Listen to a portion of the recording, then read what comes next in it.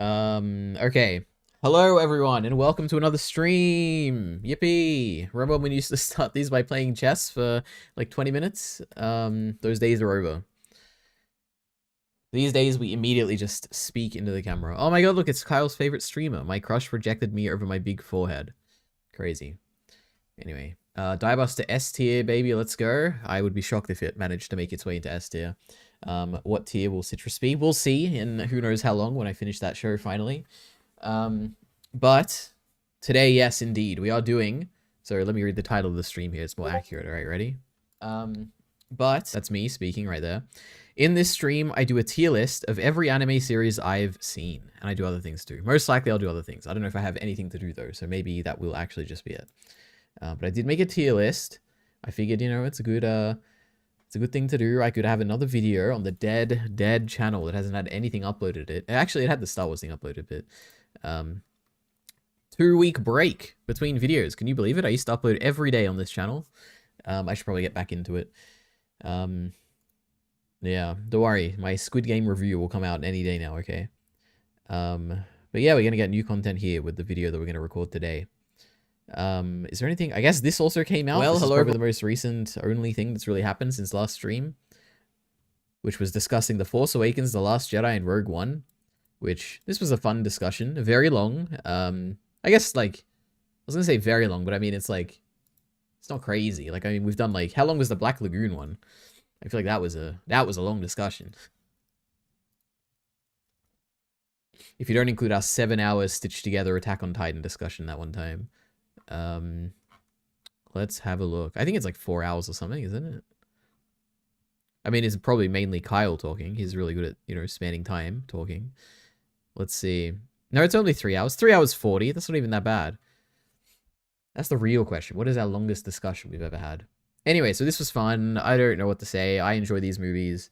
Fun rewatching. I'm excited to watch one of the 2 movies that are remaining, and not the other one, that's for sure. We got a bunch of comments. What great opinions. I think Rogue One is my favorite Star Wars movie. Crazy. Yeah, because Kyle didn't like Rogue One, or at least the beginning of it. And then Bacon here, leaving a hate comment.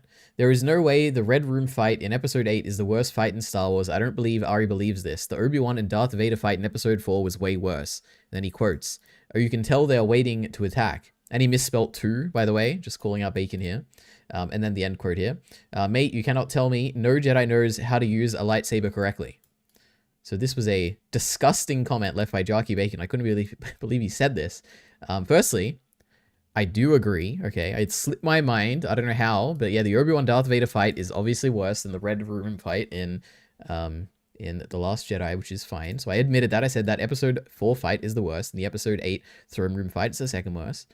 But then, I didn't address this at all, okay? But he engaged in a logical fallacy, guys, okay? He said, "Oh, you can tell they are waiting to attack. Mate, you can tell that no Jedi knows how to use a lightsaber correctly." As though I would, firstly, deny this, and secondly, that I would...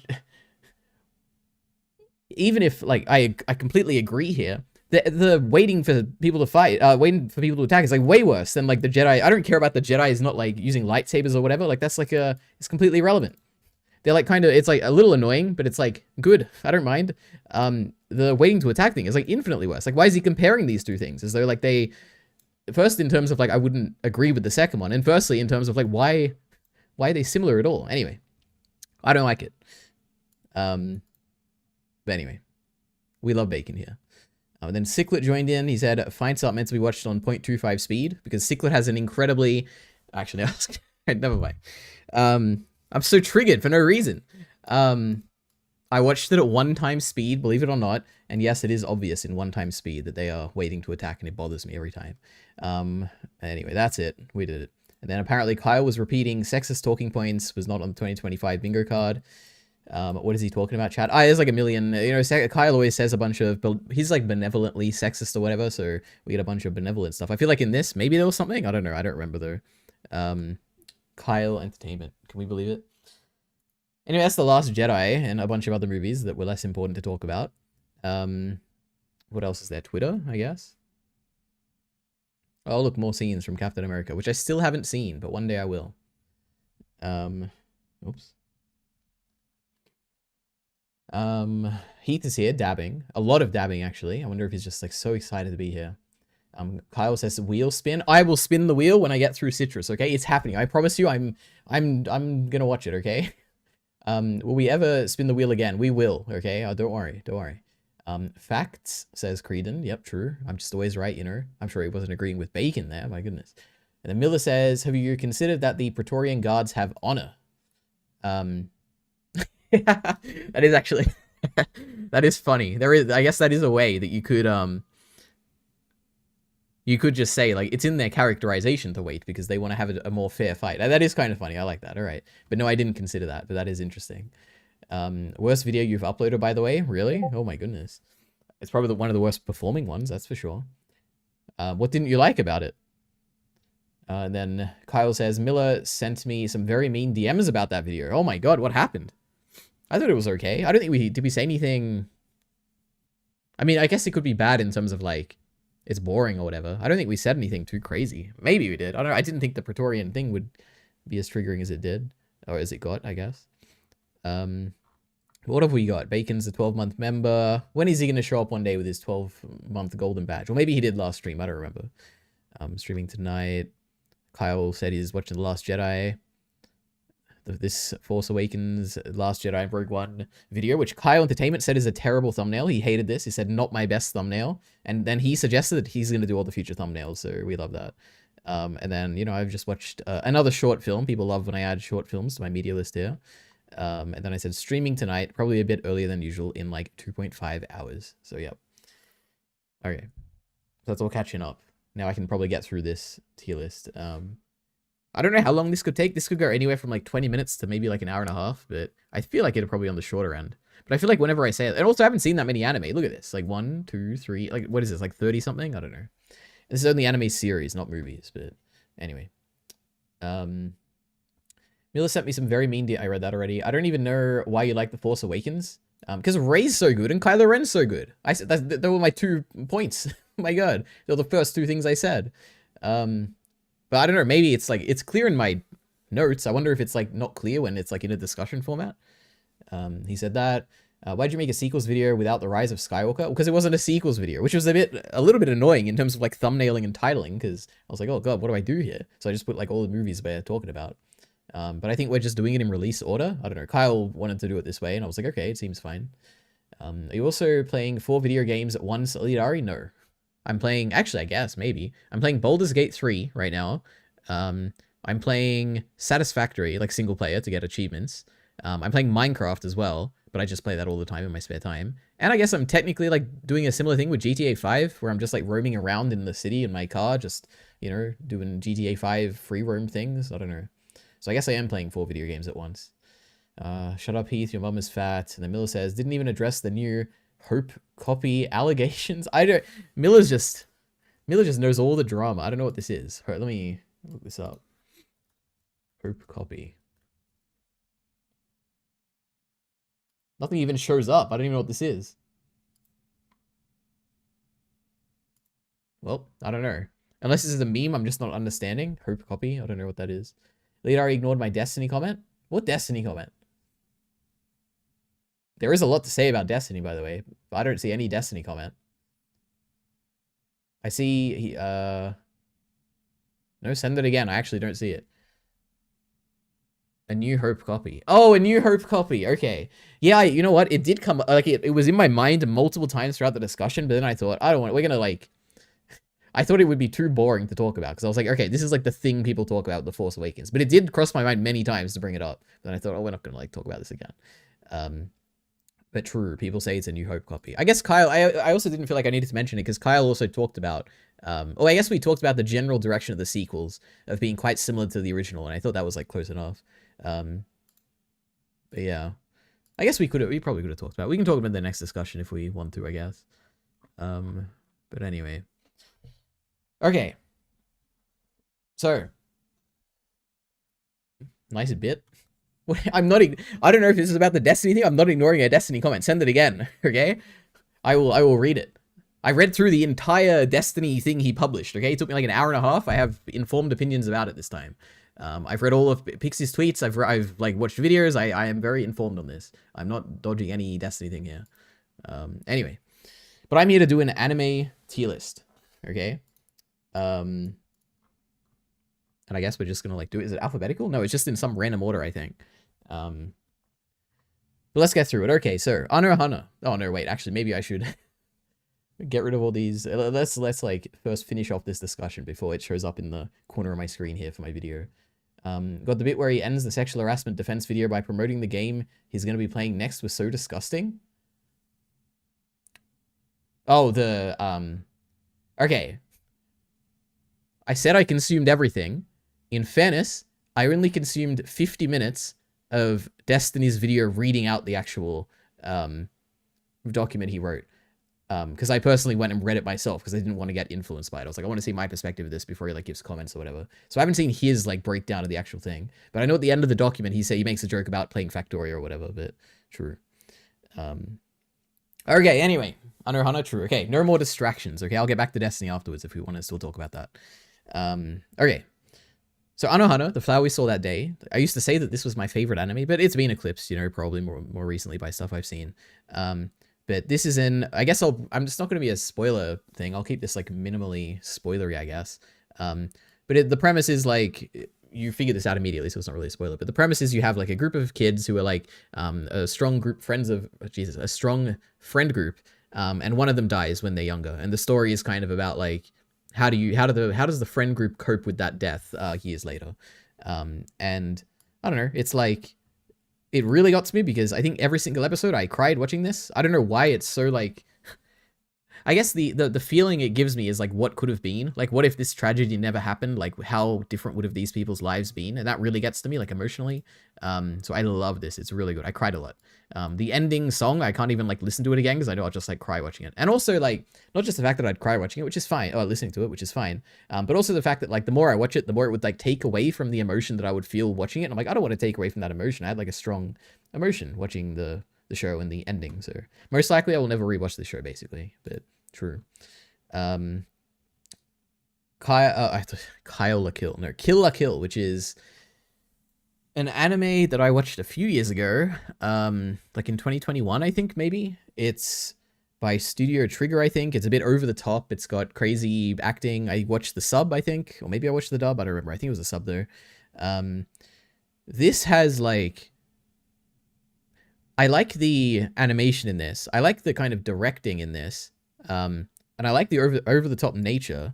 But it feels a bit weird at the same time. Like the one thing that sticks out to me is that I never liked the clothing. Like it's all about, there's like metaphors or like, I don't know what you call it, symbolism about clothing and like designing clothing, and like someone has like an ability that, or like has like a weapon that is scissors, and that's like a pivotal important plot detail. And there's like these naked people who are like opposing the other people, and they're like naked, and that's like anti-clothing or something. I didn't like that whole metaphorical aspect or whatever, but other than that, I really enjoyed this.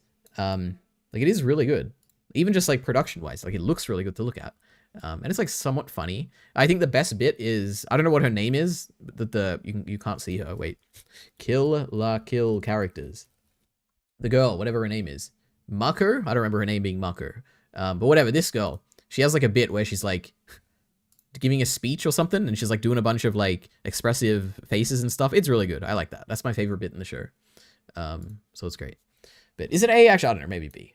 There's a lot of good anime. I think it is probably B. Okay. I should probably read chat as well if I'm here. I can probably cut this out if I wanted to. Anohana, Heath is sleeping. Why is the Berserk image wrong? Oh yeah, so by the way, guys, I created this using the help of ChatGPT because I couldn't be bothered to manually do this. So if there's any mistakes, that's probably why, but it is what it is.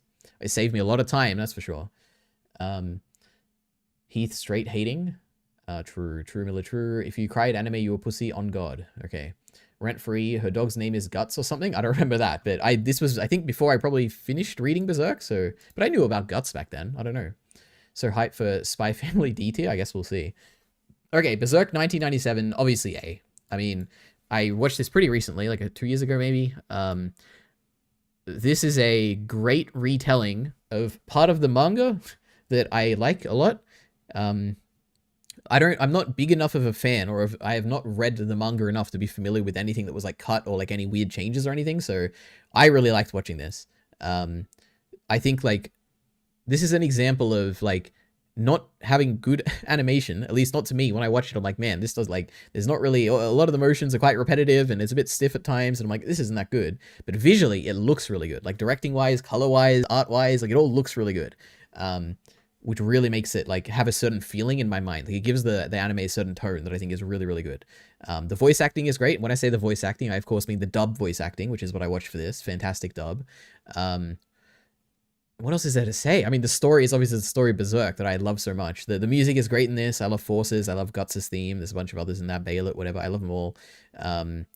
It's the best adaptation of Berserk that I've seen so far. Until I guess this fan thing comes out, unless they like deleted that. I don't remember.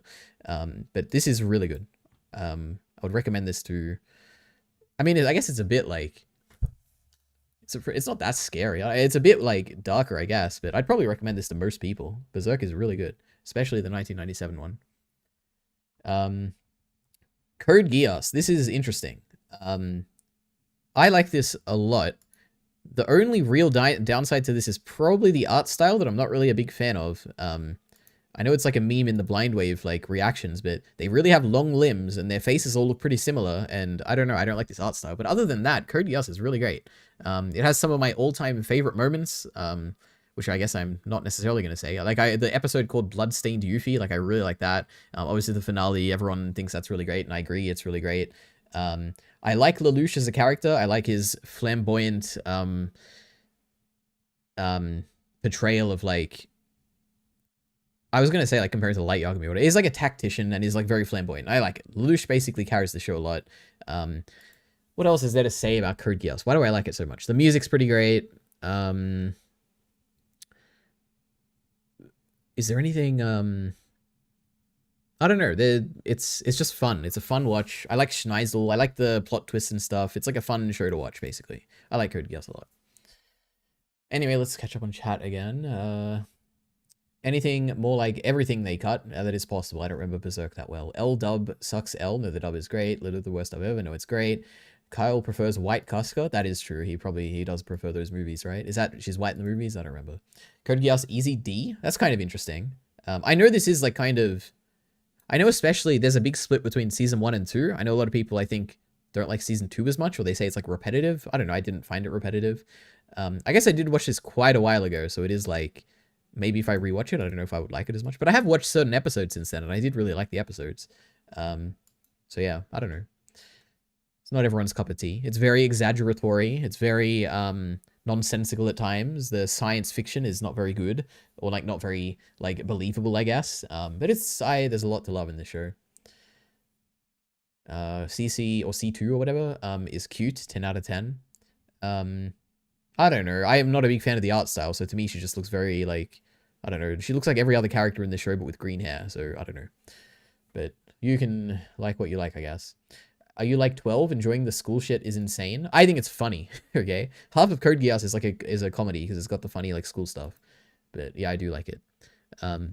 Like one of the favorite episodes from this is like an episode where it's just like a school fair, or like I don't know what it is exactly, but it's like a giant pizza and there's like tomato crushing and like that. It's just fun to me and very funny. And they're like trying to chase people to like kiss them, and it's fun. It's not really a slice of life. I guess those episodes won't be like slice of life, but I do like that stuff, unironically. I like my girls to have emotions. Sorry, true. I also like emotion. Look at this. S tier. Anohana made me cry every episode. But talking about girls, Yuri. This was the biggest struggle that I have ever had to go through watching something. This is a slice of life, I guess, because there's like no interconnected story between any episode. There's no continuity whatsoever. It's a comedy, and I don't necessarily like the comedy.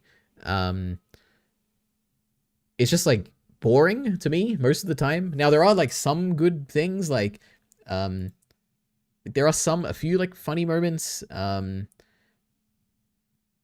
opening and the ending are like, I think the ending is probably better, but they're both really good, I think. Animation wise, it's like surprisingly well animated, which is like good to look at sometimes. There's like one character which is like the there's like a character that doesn't speak basically, and it's like a really funny gag. So I like that. It's not bad. I guess it's not necessarily D. I don't know if maybe I will reshuffle these because I can't think of anything at the moment that is worse than this.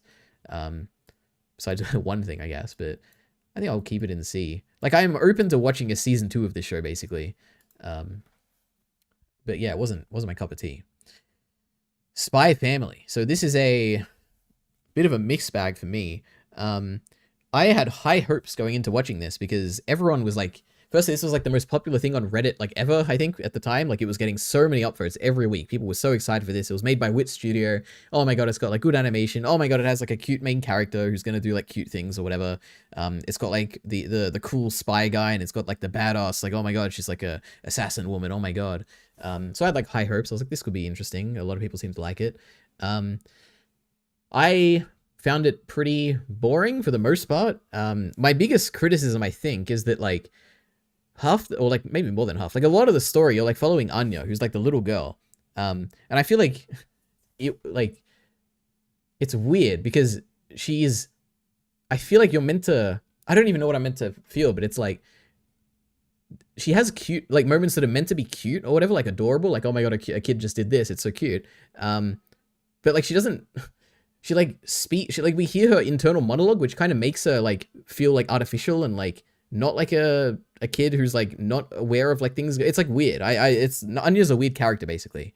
And it like takes me out of the enjoying the stuff, because it's like whenever she like does things that a kid would do, it's like, yeah, but it's like we also hear her internal monologue, and it's like older than the way that she's acting in a way, but it's like not really, but it's, I don't know, it's weird. Anya's a weird disconnect.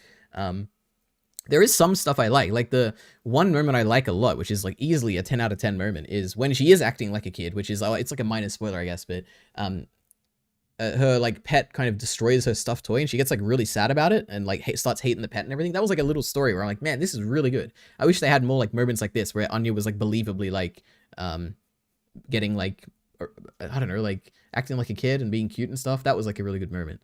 But other than that, like the spy stuff is like pretty good. There's like some moments there which are fun. There's like a tennis match at one point, and that tennis match is fantastic. I like those episodes. But those episodes are kind of like nothing like the rest of the show. So it's like, okay, so I like the part of the show that isn't really the show. Animation's good-ish, I guess. There's nothing that really stands out, but it's like every now and then you'll have moments of like, oh yeah, that was like good. The best thing about Spy Family is definitely the second opening, which is like far better than anything in the rest of the show. I love the like that's I haven't done my like top 30 anime openings or whatever, but believe it or not, that's very high up there as like one of the best openings of all time. And the first ending is also really good. It's like a lo-fi kind of song. I really like it. But this is like a mix, because I'm like, it's not terrible. It's like perfectly fine, but it's also kind of boring. So I guess I'll put it with the Yuri Yuri and like C tier. Like it has its few moments and a few redeeming qualities. Anyway, C2 watching the giant pizza fall in the tree has more emotion than all of One Piece. Maybe, but I do remember that as a good gag. Anya dialogue is so cringe, man. Yeah, I guess that's also what I'm. Yeah, that also bothers me a bit, because it's like it's like meant to be a kid, but it's like it's not a kid like voice acting it either, and it's like this is a bit weird. I don't know. Which is like infinitely worse than the dub as well, which I watched like reactions to Blind Wave reactions, which they watched the dub, and it was like even more cringe. I don't know. Thoughts on the Becky x Lloyd storyline? I don't remember this at all. Becky is like the Anya's friend, right? I don't even know. I don't remember this enough. The only the one storyline I remember is that they were like playing dodgeball at some point. There was like a really tall kid, and it was like he's like 10 years old. Oh my god. But yeah, anyway. Yuri Yuri Slander is crazy. What a great and underrated show. Have you seen it, Kyle? I feel like you would not like the show. I mean, you might. I don't know. One thing I didn't mention about Yuri Yuri is like it's weirdly like, what's like the word for it? Not sexualized or whatever, but it uses like weird like gross not gross. I mean, it's like too sexual in its like, not themes, but like, how do I describe this? Oh my god, they make like sex jokes and stuff, and it's like weird because they're like little girls, and I'm like, this is a strange thing. Anyway, Dragon Ball Z obviously has to. I don't know what to like. This is my favorite anime as a kid. It inspired who I became, you know, because I look up to Goku so much. Like, what would Goku do in this situation? It's a fun watch. I like the Boo Saga. The Boo Saga is the best saga. I don't know what else I could possibly say about Dragon Ball Z, but it's amazing. I love it. The only thing better than Dragon Ball Z is Dragon Ball Z Abridged, which is, you know, Dragon Ball Z, but funnier and better and amazing. We love it so much. Why didn't you start at the beginning of the story? Are you stupid? Because Dragon Ball Z was on TV when I was a kid, and I had no choice. I didn't know that there was an original story, so I started here. Because I'm an original fan, unlike Miller the Killer, who watched it when he was probably 20 years old or something. I have no idea. Anyway. Speaking of anime that are not very good, Demon Slayer. So again, this is absolutely confidently a C tier. There is very little that I like about Demon Slayer. One of the things I like about it is the fight at the end of the Mugen Train movie that was really good. And maybe the first episode of the anime I thought looked really good and had like a cool vibe to it. And vibes are like a big part of like why I enjoy like something. Berserk 97, a lot of that is vibes. It like has a good vibe to it, like a really cool atmosphere that's created by the production elements. Demon Slayer, first episode had a good vibe. The rest of the show, incredibly boring. I talked about this a long time ago in a scripted video I made when I was reviewing every anime I've seen basically, and I think I got up to Demon Slayer somehow. But it's like Tanjiro is just incredibly boring. The story is very repetitive. But in like, I know other stories are also repetitive, but this one for some reason bothers me in its repetitive nature. Like what is it? Like there'll be like some confrontation, they'll fight, he'll like see the backstory of the demon and be like, oh, I'm so sorry or whatever. And then he'll like kill it and then he'll move on. And there'll be like another one. And I'm like, okay, we're doing the same thing again and again and again. It's like boring and I don't find it interesting. The story, is there any like, I guess I've read the manga technically, and the final arc of the manga I like a lot. I think the anime's either done that like recently or is going to do it soon, so I'm looking forward to that.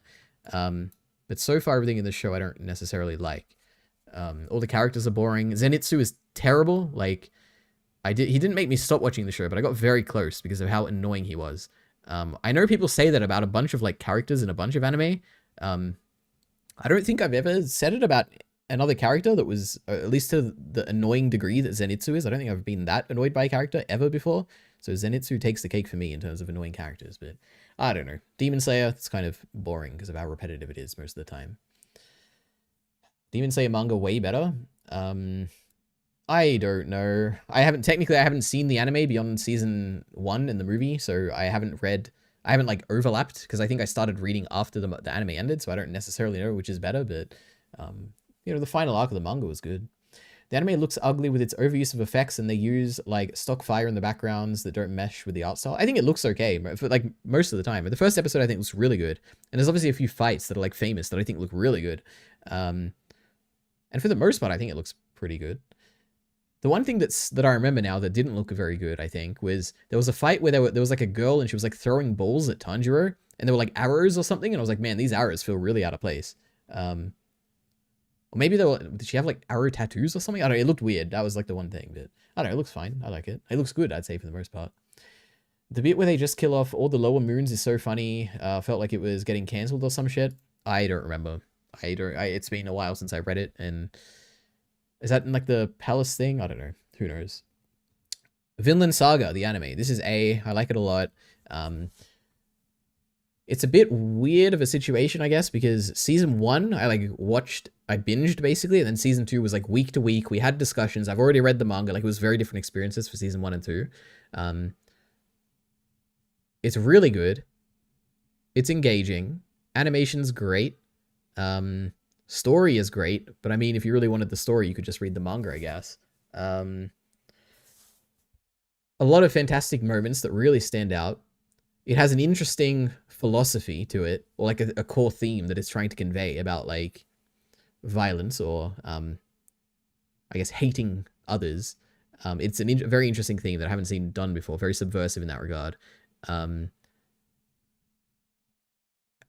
I just like it a lot. Vinland Saga is very good. I think I've talked to death about what I like about Vinland Saga. If you're interested, go to the Ordinary Ari channel, which is probably the one this video is going on right now, and look at my Vinland Saga manga read through with Jockey Bacon if you want to know what I think about it in depth. But I love Vinland Saga.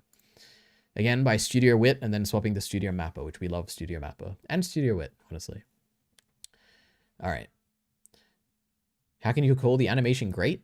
Did I say that? I think I said it generally looks pretty good, and the fights in some parts are really great. Unless you're talking about Vinland Saga, which there's a lot of really good, like, I don't know if I said maybe I did, but when I'm thinking of good animation in Vinland Saga, I'm thinking of all the really cool fights they had, which were definitely very well animated. But overall, it looks pretty good. I think season 1 probably looks better than season 2 from memory. But season 2 also looks pretty good. There are like 2 episodes that look good. The rest is ugly with no good action. I honestly don't even know if you're talking about Vinland Saga or Demon Slayer, but that's probably not true in either case, I guess. But it is what it is. Now, speaking of something that amazing, looking, fantastic, best thing ever. Oh my god, Mob Psycho 100. We love Mob Psycho 100. What can I say? I mean, it's like, firstly, production-wise, one of the best produced things ever. Like, this is a gorgeous looking show. Best art, best animation, best everything. Music's great. Voice acting's great. I don't know. Whatever you can say about the production behind this, it is just amazing in every regard. Directing's great.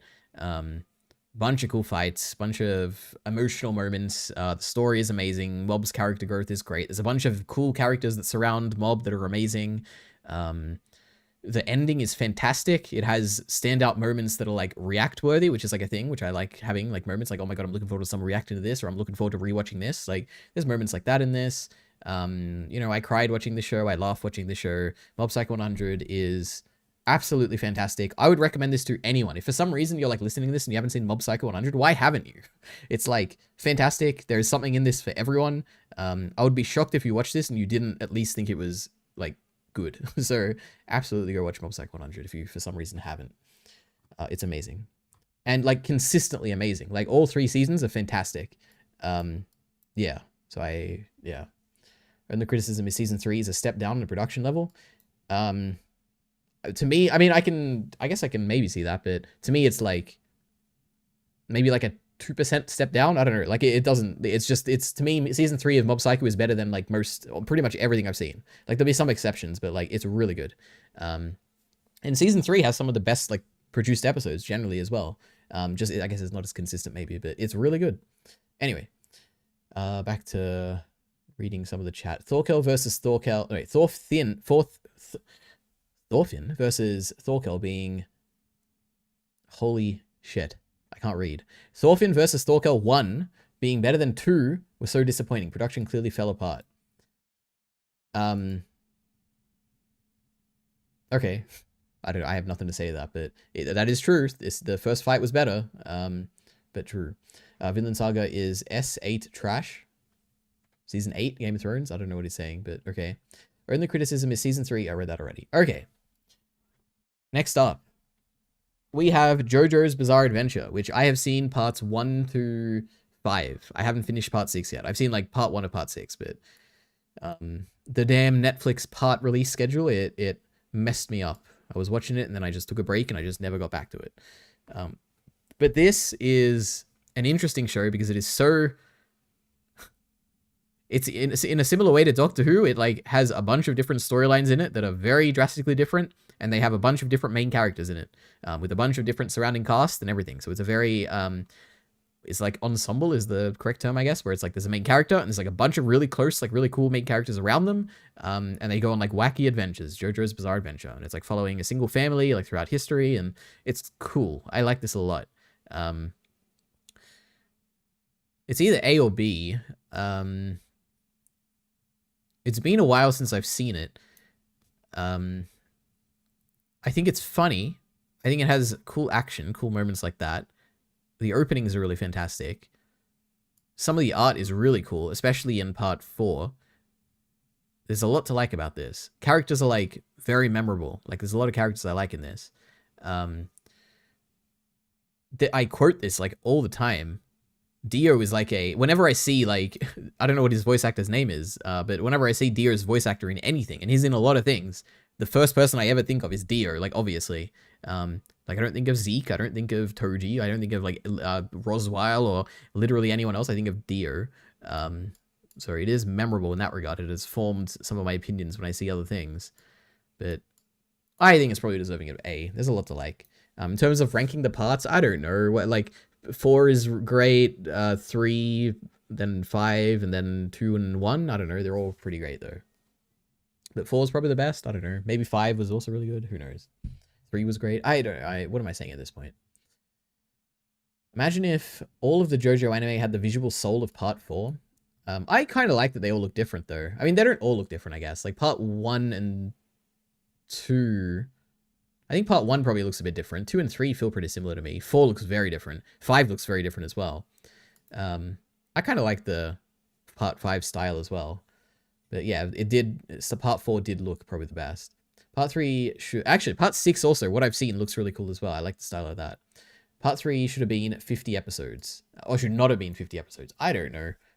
It was it felt like an adventure. When I got to the end, I was like, man, this has spanned a long time. This is great.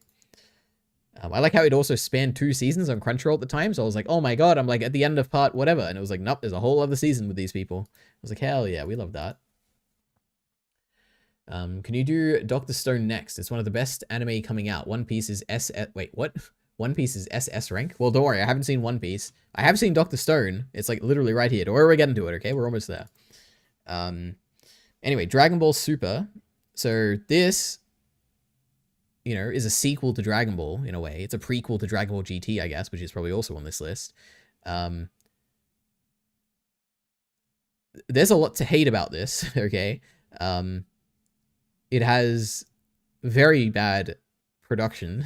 Like, it looks very bad in my eyes, for the most part. The Tournament of Power looked pretty good.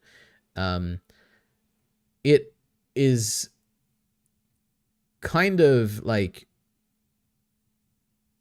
I don't know if the word... Like, it's not generic. What's, like, the... It's, like, kind of boring in a way, but, like, not boring as in, like, I don't like watching it. Like, it's not like it's boring to watch, but it's, like, all the story decisions kind of feel like, oh, okay, we're just...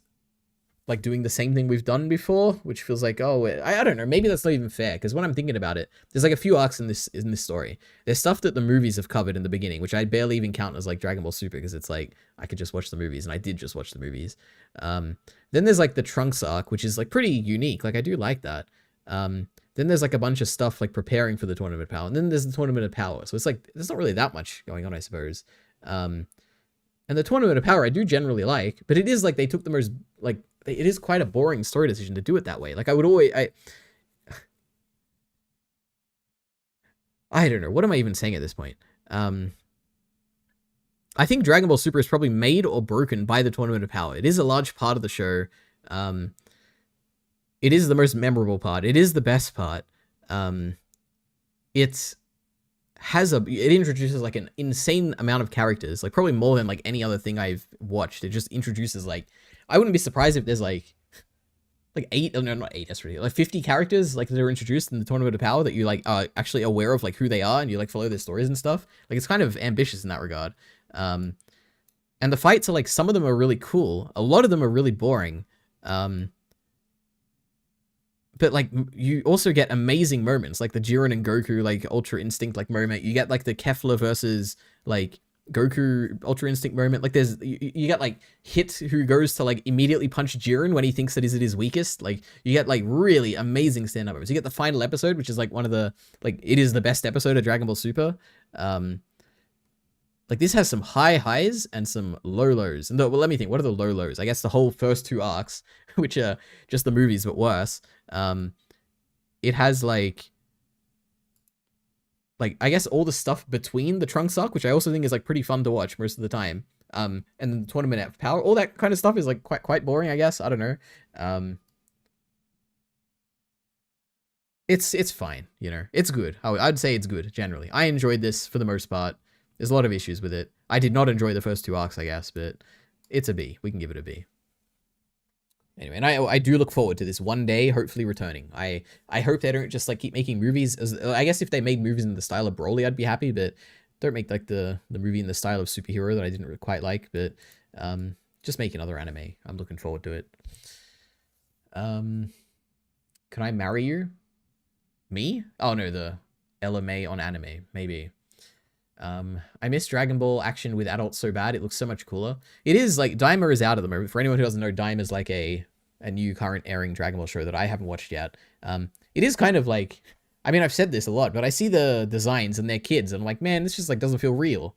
Like, I know it's probably really good, and it, like, animation wise it's probably really good, and the fights are all really cool and stuff. It just feels like weird to me. I'm like, oh, like, it just doesn't look the same. I don't like it. Tournament of Power is like the best Dragon Ball arc, to be honest. I guess I didn't really talk about what I don't like about it. Besides like the kind of some fights are quite boring, but it's like it would have been. I just thought it would have been like so much cooler if they did what they like implied they were gonna do, and it's like you get whatever an hour, like 20 minutes, however long the tournament is, and like everyone is fighting at once. But instead, it is like the worst of the worst of like 30 seconds have passed, and it's like a whole episode of like so much dialogue and stuff going on. And it's like I wish the pacing was a little faster. I guess that's like my one criticism of the Tournament of Power. But the other good thing about the Tournament of Power is how long it is. So I don't know. I'm a contradiction here, but it's a show. This is a show I probably would. I don't know if I would watch the whole show again, but I'd definitely watch entire arcs again. That's for sure. But yeah. The music is so good, man. That is also true. The music in like there's a lot of memorable tracks in this. Like the one I remember the most is from the Trunks arc, where it's like, I don't know how to. I'm not gonna do it now, but it's like a constantly ascending tone that like keeps going higher and higher, and it like meets a certain point. And I'm like, man, this is great. I like that song. And obviously the famous like Ultra Instinct theme, which has become a meme that transcends Dragon Ball even at this point. Like, it's great. How do I get into the ship, Miller? It's pissing me off right now. Die. Okay, you're talking about video games. I don't care about video games. Okay. Next up, we have ReZero, which is a isekai, I guess. Kind of. I guess not kind of. It definitely is. The premise, for anyone who's mildly interested, because you find out pretty immediately. Actually, I won't say the premise, because it's like, it is like, you get like a whole episode, I think, where you don't know the premise yet. But it's like a sci-fi kind of thing. It's kind of really cool. The highlight of ReZero to me is the character moments. Like, there's an episode in season 1 where the entire episode is them just talking, basically. Like, 2 characters talking on a roof. That's it, the whole episode. And it's like the most engaging episode of the show.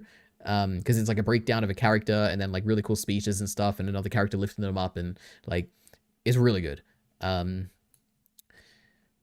Season 2 was a lot more convoluted in my eyes. The plot was a bit harder to follow. Now, maybe this is like much easier to follow if you like read the light novel, but I haven't read the light novel. I just watched the anime.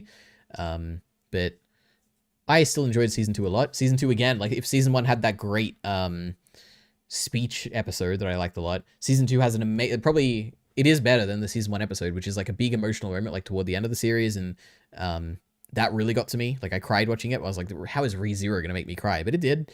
So it's definitely, you know, it speaks to me emotionally at points. Production wise, like it's generally good. I'm not the biggest fan of the like art style, but it's fine. Animation wise, it's great for the most part. The interesting thing about ReZero is that the episode lengths are kind of weird, like kind of random. I think like the lore that I've heard, which I have no idea if it's true, is that like the director, I don't know if it's the director or the studio or whatever, but they like buy out advertisement slots or something so they can like make it longer. Now, I don't know. I have no idea if that's true, but that's just what I've heard. Which is cool if that's true. Opening and endings are great. Music's pretty great. The sound effect, you know the one, if you've seen the show, is pretty great. I would give this an A. There's a lot to like in ReZero. That's something I might read the light novel. The only reason I haven't is because it's not finished, but if it finished, I'd probably read the light novel. Why not? Somehow the eel disappeared. Oh, great. Okay, more game talk. Sci-fi? I mean, it's definitely sci-fi, right? It has to be. I mean, I guess I don't know how the story's ending. Maybe it'll be like a fantasy element that'll never be covered, but I feel like it's a sci-fi thing. I don't know. There's a window you can go through. Oh my god, we're talking about video games. Okay. You can spell the Mushoku Tensei comparisons. I think the main reason you would want to compare this is that it's a light novel, I guess, and secondly, it's like an isekai, but there's not much similar between these two stories, that's for sure. Okay, now we have Dr. Stone. So this is something I watched very recently, like a year and a half ago, around the time I watched Berserk. I think my appreciation of the show has just gone up over time. Initially when I watched it, like the first few episodes, I was not a fan. I definitely would have dropped this. But I had to watch it because, you know, someone told me, someone recommended it. I think Miller probably recommended it in the comment section. And I committed to watching it. I find it quite boring and frustrating at points in the beginning. I was hoping it would lean more into like the science fiction kind of elements of like what happened and how did it happen, and it felt like they weren't really answering any of those, and the explanations were a bit weird and dodgy. And it felt like the show wanted me to appreciate it for how smart the characters can be, but also like at the same time they were making really dumb mistakes and it was bothering me. But now that I've seen, I think I've only seen one season, or maybe I've seen 2 seasons. I think I've seen 2 seasons. I think the appeal of it is more so not necessarily the smart moments or whatever, but like the fun character dynamics or like the fun character moments, I guess. And just like, was his name Senku? I haven't really thought about it for a long time. But the main character's like love of science is like a fun thing to see. It also like gives you a positive, like, it makes me appreciate like small things in life. Like there's a scene involving like a light bulb or something, and it was like, man, this is like this makes me so happy to be like alive and stuff and live in like human society. And it's like an inspirational show at moments too, which is kind of funny to think about. Not necessarily a fan of the art style. Is another one where some of the characters feel they look pretty similar, but maybe I'm just biased because this picture here has two characters that are identical, so maybe not. Maybe that's just my false memory talking. I feel like there's a lot more to say about Dr. Stone. I guess if you're really interested, there's like a whole video I made talking about it on the Ordinary Ari channel again. You'd have to find it. It's in one of the digests from 2023. But it has great moments. Did I cry? I think I might have cried when a certain character like is listening to a song and reminds him of something. I think it was really great. Is it A or B? I think it's A. You know, when I think the Dr. Stone these days, I do think very positively about it, even though I remember having issues with it. I don't remember quite what those issues were at this point, but I did really like it. Yeah. You know what I should do one day is like maybe a category thing where you like assign each thing a category based on what you most like about it. Like Mob Psycho, I think I like the characters. The Anohano, I like the emotions. Dragon Ball Z, I like the plot. I don't know. Anyway. Where's the science? You'll see when ReZero ends, all the science will be explained, I'm sure. Goat, celebration of humanity. True, that's probably a good way to put it. It does feel like a celebration of humanity, and it, at times, it works very well, in that regard. It's so sick when they do like war arcs and shit in their unconventional way. That is true. I've seen one war arc in this, and it was very cool to see like interesting human technology being utilized in or being produced in different ways and used in different ways. It is very fun. There is a lot of fun in the show, that is for sure. Holy. Okay, let me drink some water.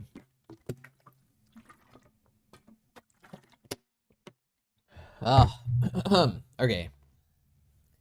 Next up, we have Death Note. I think this was like the second or third anime I ever watched. Probably the second, I think. What can I say? I love Death Note. I mean, I'll probably reorganize these because I think there's going to be a lot in S. But Death Note is fantastic.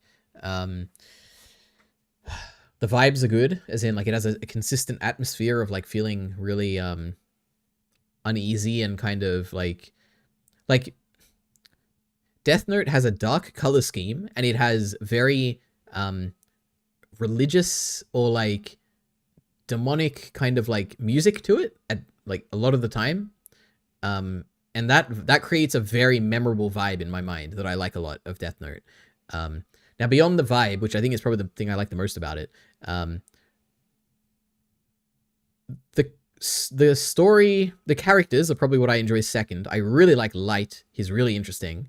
In that he's like not interesting as in like, oh, it's a nuanced character, like, oh my gosh, like what an interesting guy to follow. But like I like the way he thinks. Like it's a fun, it's an engaging like thought process to follow, I guess, sometimes. And it's like fun to see him kind of succeed at points.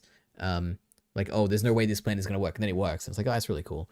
Obviously he has another character around him that is L, and L is also equally interesting. I think a bit less interesting probably. I like Light more, but the dynamic that those two have is basically like a detective slash criminal being hunted by the detective. I like it a lot. It's fun. There's a lot of plot twists in the show. It's a lot of I don't know, moments that stand out as interesting. The show has a drastic plot shift at some point, and it is definitely weirder after that, but I don't think it necessarily drags the show down that much. Like I do still enjoy the stuff after the big thing that happens. And I think the ending is fantastic. I really like the ending of the show. I watched the dub again. The dub performances I really liked. It's good. Really good. I like Death Note a lot. And to that, Heath says ill. So thank you, Heath. All right. Evangelion. Now, I don't remember this enough. Okay. I watched the show technically a few years ago. I think before COVID happened. So maybe like 2019 or something. It's I think if I watch this again, I would like it a lot. Now, this is something where I think the point of the show went over my head, which is I think the point of it is mainly to focus on Shinji's character and like loneliness as a concept or something like that. I don't quite know. I'd have to rewatch it to kind of come to that conclusion, but it went over my head. So I think story-wise, I was focused too much on the plot, and I didn't necessarily follow the plot that well, so I didn't like it in that regard. But there's certain moments I remember from this. But then again, I'm not sure if they were from this or from the movie. So maybe I really like the movie and I just don't like the show as much. I don't know.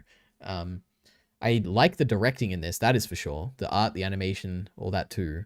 The music is amazing. Like Angel Attack or whatever is a really fantastic tune that I like a lot. But I think overall it's a B right now. I could easily imagine this on a rewatch going into the S tier. Especially the movie, which I every now and then I like see clips from it. I'm like, man, this is a really good movie.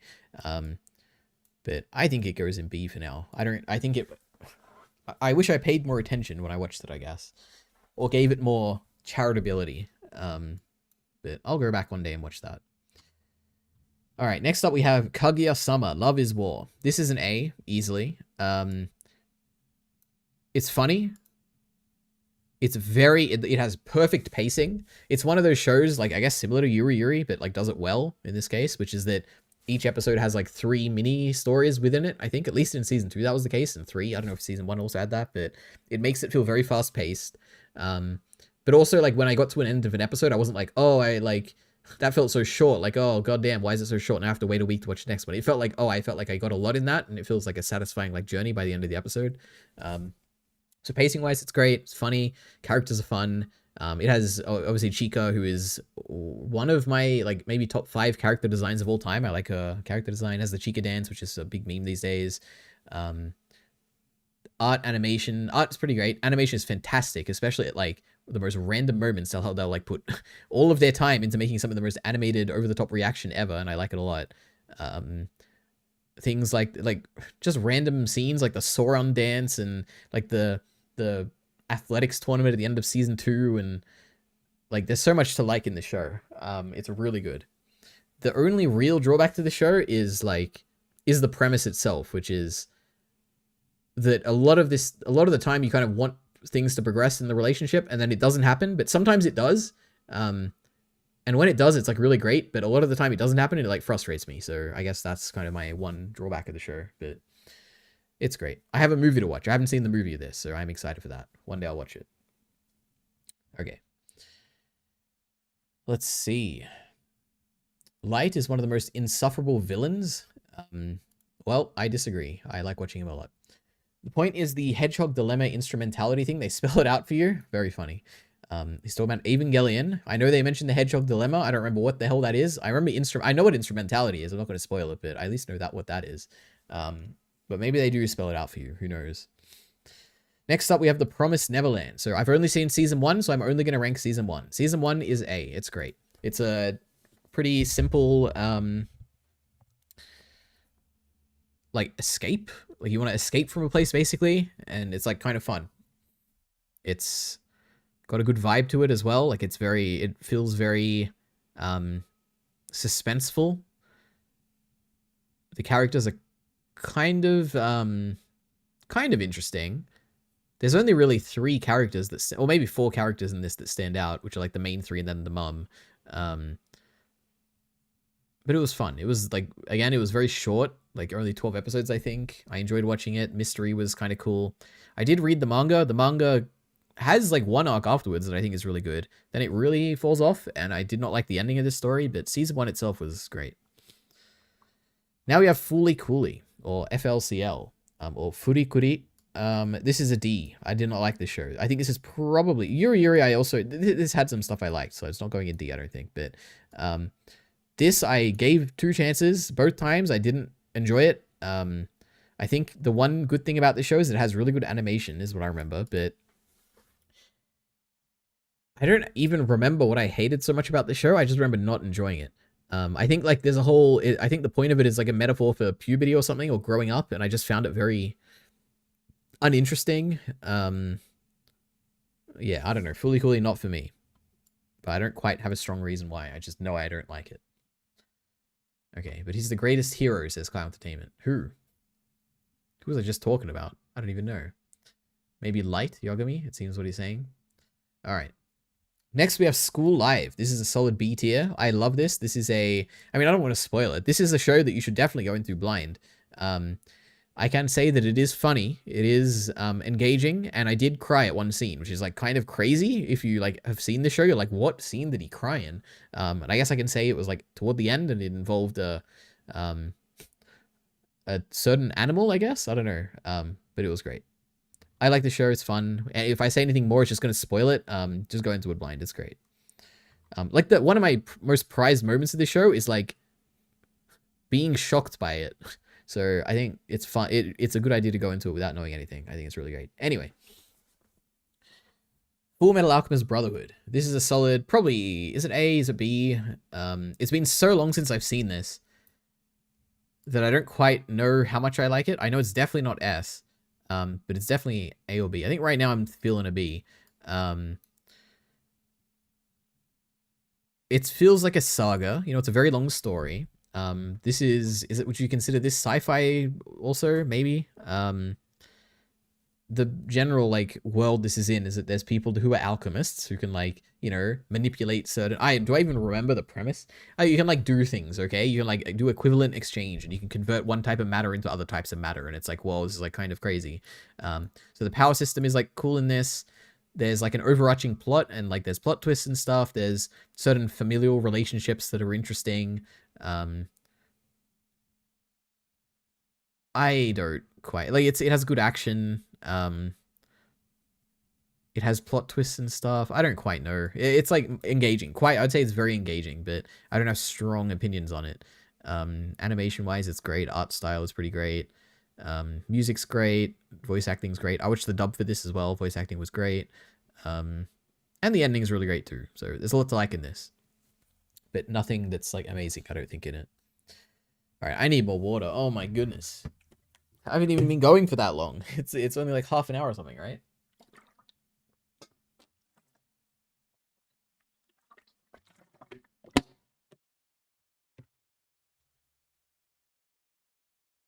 All right. Most overrated piece of fiction. True, that is what Miller says. I mean, the only reason I would think this is overrated is because it is like the second highest thing ever on Mal, which is kind of crazy to me. But I think most people think it's like really great. Which I don't think is that crazy to think it's really great. And I'd probably rewatch it. Should the ending be about political revolution? I don't know. I don't remember enough about the show to know. I know there is like some, it is about war, and there is like some politics in this. Like one of the characters you follow is like a politician, basically, or kind of.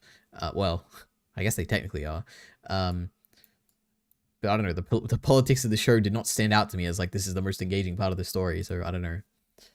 But to some, I'm sure it is. Next up, we have Yamada's First Time. So this is a comedy. The premise is that... Oh, do I even remember the premise? I think there's a girl and she wants to sleep with... Am I crazy? But I think she wanted to sleep with 100 guys before summer, or before summer, I think. It's like kind of funny. I enjoyed watching it.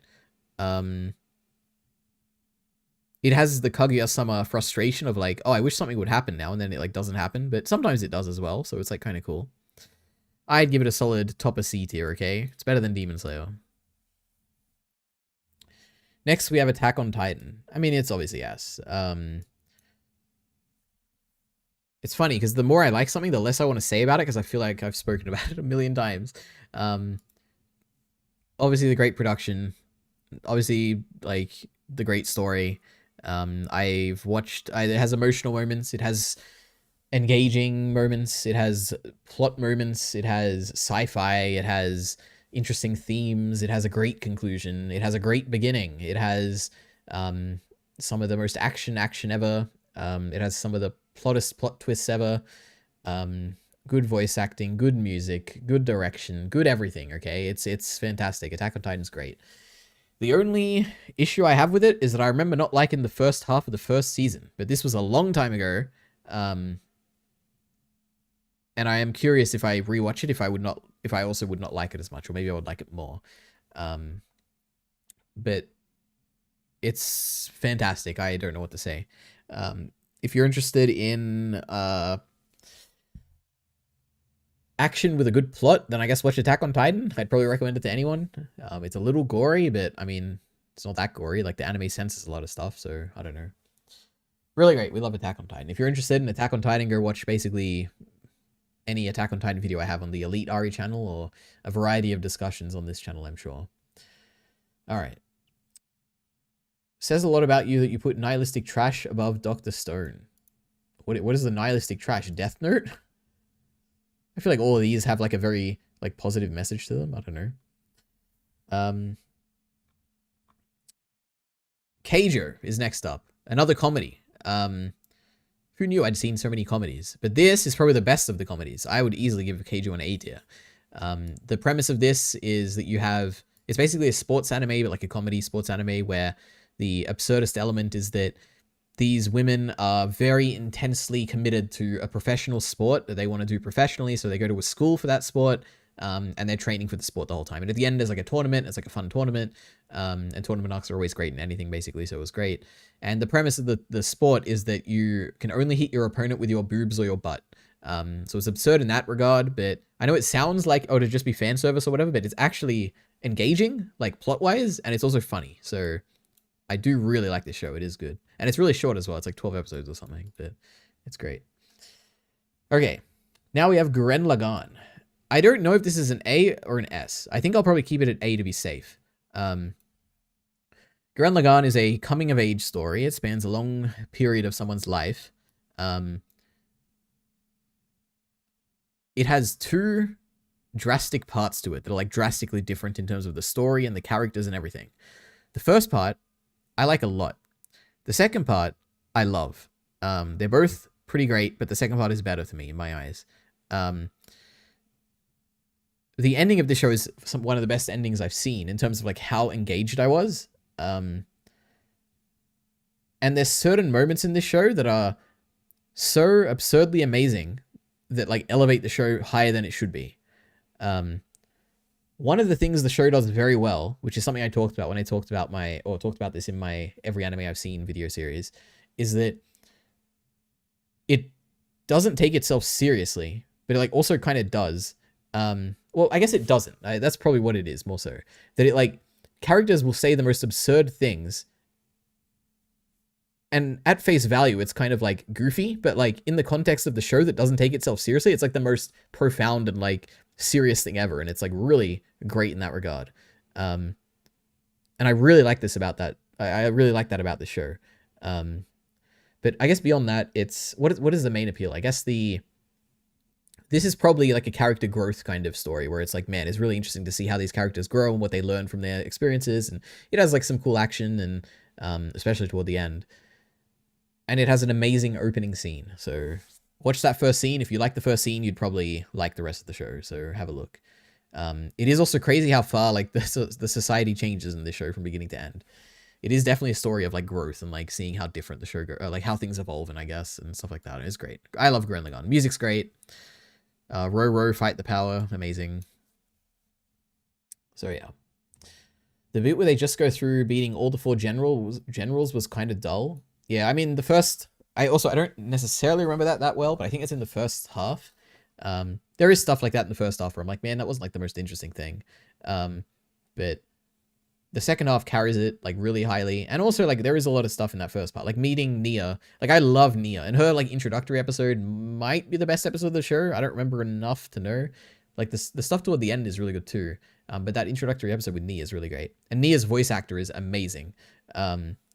And I watched the dub, of course, again. So great dub performances in Gurren Lagann. Anyway, that's Gurren Lagann, A tier. Samurai Champloo. This is a tough one, because when I watched this, like in 2017 or something, like 8 years ago, whenever, this was probably like my favorite thing ever. I think I gave it a 10 out of 10 on Mal. It's amazing. I remember liking unironically, I think I just remember liking the fighting, and I think the fighting like at the end was really cool, and it ended on like this ambiguous kind of like dark tone, and I was like, man, that's kind of interesting. But now that it's been so long, and I haven't thought about it much, and I don't watch reaction videos to it like at all, I don't know quite like why I gave it a 10 out of 10. Like I don't remember that much about it to like still give it a 10. So I think it's probably an A, because I do really remember liking the fighting a lot. and the main character, like there's three of them, but the girl is kind of goes off and does her own thing. But these two are kind of like a what do you even say? Like they're opposites or like an interesting dynamic, I guess. And it's fun to watch them kind of, and like the different way they approach problems and stuff, and their different fighting styles and stuff like that. So I like that. But yeah, I'm not quite sure what I liked so much about it. I'm curious to rewatch this. There's one scene I remember thinking like was one of the best scenes I've ever seen in my life, which is there's something I like in stories, and I've talked about this many times on Digest if you watch my Digest, but sorry, not stories, I guess, but in like audio-visual media, which is when there's like really loud, overbearing music to convey a certain feeling, and then there's like visuals that are on the screen that are like not necessarily as bombastic as the audio is like making it seem. And this show does that at one point where there's like a character that's basically walking up to someone, and there's like really loud drums that are playing, and it's like you understand what's going on here, with the like most tamest visuals ever. You understand like the intensity of the scene just through the music, and it's really well done. I like that a lot. Like that was like a standout moment in the show. Anyway, I don't know what else to say about Samurai Champloo. It's really great. And the opening is very memorable. I remember the opening song at least. The thematic thing about, sorry, Miller's talking about Gurren Lagann here. The thematic thing about Rosu's village being the motivation of every villain is so good. Do I even remember that? The thematic thing about Rosu's village. I don't remember. Who knows? I'm sure it is good. Heath is question marking. How is it a dark ending? I guess dark's probably not the best word. It was a, I don't want to say what happens. Let me think. It's like a kind of a sad ending, I guess. Like, oh, that was like a little subversive. I don't know. It was an interesting kind of like, it made me sad when I finished. I was like, man, like that's how the characters like that's how they end in this story. Like this is the end point for these characters. It made me sad, like a good way. I was like, man, that's kind of interesting. Yeah. But maybe I could misremembering. It's like 8 years ago I watched this. How is it a dark ending? Why did I just read that? So I didn't just read that. I don't know why I just said that. Just for Yamada, easy S tier, true. Why is the Hunter x Hunter image wrong? Because of ChatGPT, okay? Blame AI if there's anything wrong here, okay? But I don't think it's wrong. Where is it? I mean, it might, okay, it's still Hunter x Hunter at least. It's not, it's probably just the wrong version of it, okay? And how do you know? Maybe I watched 1999. Maybe that's what that is. Is that even 1999? I have no idea. Okay. Next up, we have Bunny Girl Senpai. So this is something I watched because it was really popular, and I think Mother's Basement made a video talking about how the opening is like amazing. And yeah. I remember enjoying this when I watched it. I think in retrospect, it does seem a bit cliche, I guess. Or like,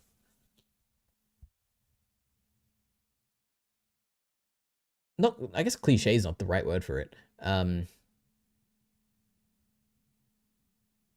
It's a little silly at points, where the premise of this show is like, there's, I think it's like specifically teenage girls when they're going through, I don't know if it was like puberty or if it was some like hormonal thing or whatever, or maybe it's just like nothing like that, and I don't know what I'm thinking about, but at certain like moments in their like teenagehood, they develop like, no, they don't develop like a superpower. So they like turn invisible, or at least one of them does. Maybe they all do. I don't remember. There's like some weird thing going on, like super like science fiction wise with girls when they turn a certain age or something. And the main character has to like resolve their issues so that they can like undo what's happening to them or something like that. I think that's the general premise. Now I could be completely wrong because I did also watch this a long time ago. The appeal of this show was, from memory, just small things the main character would do. They were like wholesome moments, or like, oh, like that's so cute, he did that. Things like that would stand out as like, oh, that was like, I like the show for that. But I don't remember much else on why I liked it. And it is like, when I was saying it's goofy, it's like, it's got weird like, I wish I remembered. I don't remember enough to explain it. I just know that it's goofy, okay? Keep that in mind. I don't remember enough about the plot details to explain it, but it's a bit goofy. But it is what it is. But I do remember liking it. B tier. One Punch Man. A, okay? It would be an S, but I didn't like the production value of season 2 at all. This is a fun, subversive story. You have a superhero that can beat anyone in one punch. It's very funny. It's got great animation in season 1, and some good animation in season 2. Jesus. that's like this. It's got good fights. That's pretty much all I can say. Like amazing production for the first season, great fights, good music, good characters. Blah blah blah blah blah. It's funny. One Punch Man's great. I need more water. Oh my god.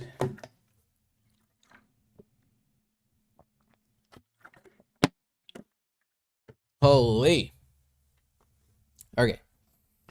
Am I halfway yet? Surely, right? Next up, we have Steins Gate Zero. You know what? Let's just do Steins Gate first. Where is it? Steins Gate and Steins Gate Zero. So, this is a time travel show, both of these. Steins Gate is good. I like it a lot. I'll probably give it an A tier. The appeal of Steins Gate is definitely the characters and the character moments, and especially the main character, Okabe Rintaro. He is very earnest in who he is, and I'm not going to say who he is because it's a kind of a spoiler, I guess, but is great. I like him a lot. One of my favorite characters in anything I've seen. So I really like Steins Gate because of Okabe a lot. It also does have like fun science fiction time travel elements that I like, but the main appeal is definitely the characters. Is there more to say beyond that? Production is perfectly fine. It has cool time travel moments. It has one episode or one like moment toward the end of the season that really, really gets to me emotionally. And it's like one of the best like emotional scenes I've seen in anything. One of the best like voice acting performances, if not the best that I've ever seen. Like in the way that it's able to convey something really subtly. Or at least it feels subtle to me. Maybe it's not actually subtle, but yeah, Okabe's voice actor is amazing. I watched the sub in this one. I'm pretty sure he has the same voice actor as the sub Light from Death Note, I think, but I haven't seen the sub version of Death Note, so I'm not sure. But he is an amazing voice actor. Yeah, I love Steins Gate a lot. Now, Steins Gate Zero I like more. Now, in fairness also, I have seen both of these twice. So it is like, it's not like I just watched Steins Gate Zero once and gave it like an S tier or whatever. I've seen it twice, so it actually does hold up. I think I watched it like 2 years ago. Maybe more. In 2021 or 2022, I think I rewatched this. This is really, this is far more emotional than Steins Gate for me. The appeal of Steins Gate is the characters, I guess, and the moments like that. The appeal of Steins Gate 2 is definitely the emotions, I think, behind it. It's kind of hard to talk about it without spoiling something, I guess, but the desperation that is kind of... There's two things. There's like depression and there's desperation. And those things are captured very well in Steins Gate. Steins Gate Zero, sorry. I don't really have much to say beyond that. It's an emotional story. Made me cry a few times. Made me cry both tears of sadness and tears of joy, which is kind of a rare thing at times for shows to do. I really, really like it. Steins Gate Zero is great. But it is a sequel to Steins Gate, so I guess watch Steins Gate, then watch Steins Gate Zero if you're interested. But yeah. Next up we have... Oh no, I should probably read chat. Season 2 got to drag it down to at least B. I mean, I still, like, I don't know. The production for Season 2 is pretty terrible, but I do like the story of Season 2. It is fun. It is still funny. It still has all the good characters. It still has everything. It's just, like, production-wise, it was worse. Like, a lot worse. I think like, Season 2 drops it from an S to an A, I think, for me. For One Punch Man, but yeah. How can you claim to like directing at all and put Zero above? I actually don't remember the directing of either of these, but I mean, I like shows for different reasons. Like, I don't think I have a single thought about Dragon Ball Z's directing or Anohana's directing at all, okay? But they're up there too. Anyway. Cowboy Bebop. So this is a kind of slice of life. I don't know. Like, it's a serialized... It's the one where, like, there's no real connecting, overarching thing except for, like, every now and then, very rarely. You're following a group of people in a sci-fi series as they do things, and they're bounty hunters, and they're doing stuff. Oh my god, my throat is killing me. All right, I gotta take a break. Holy.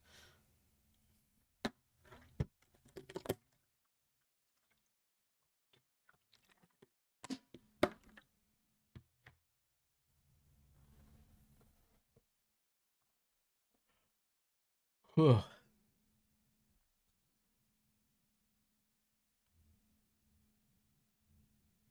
original Steins Gate is so cool. Like, how is that Hot Summer Heat with the...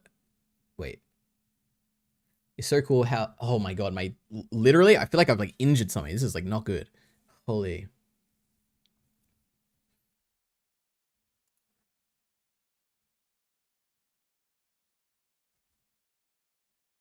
Okay, wait, you know what? I'll be back in like 2 minutes. I'm gonna go to the bathroom as well.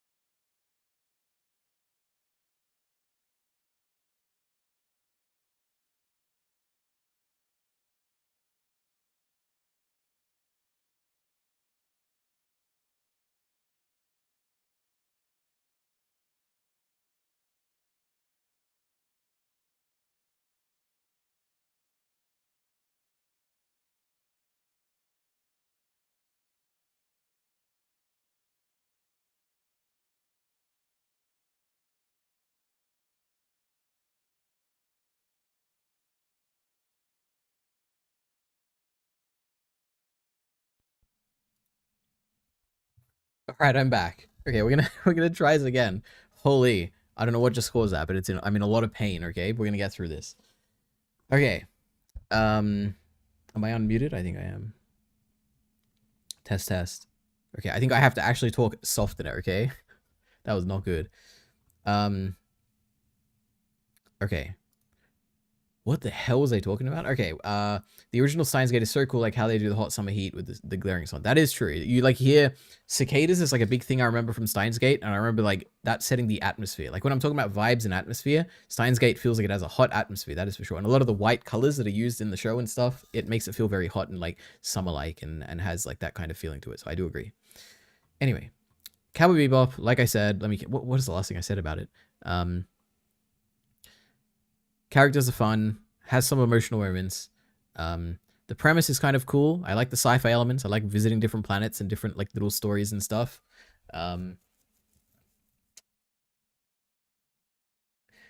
Obviously, directing wise, art style wise, it's all beautiful. It has that old like what do you call it? The cell shading, like it looks cell animation. Like it looks really good.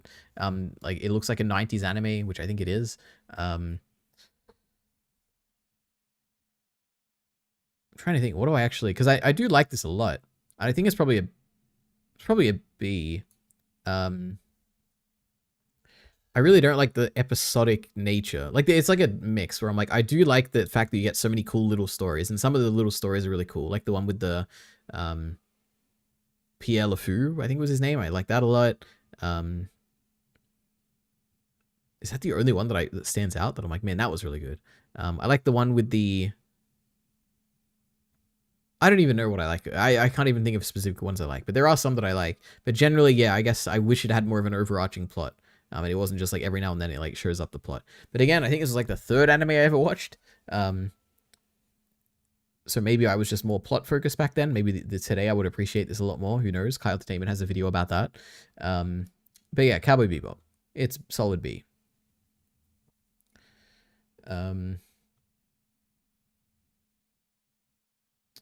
We drop Steins Gate 0 in this household. That is true. A lot of people, I don't quite understand the hate for this, but I know a lot of people do hate it. Weak ass lead RE taking breaks. True. Oh my god, his great break. Let me catch up. Great.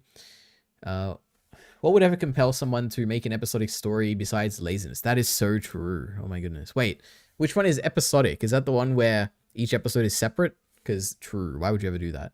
Except for Doctor Who, which does it well. Okay, we love it in Doctor Who. Okay. Next up, we have Gunbuster. Easy S. This is great science fiction. Looks beautiful. Directing beautiful.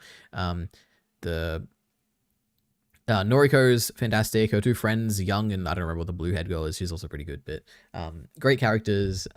Coach is really funny. Just the fact that he exists at all.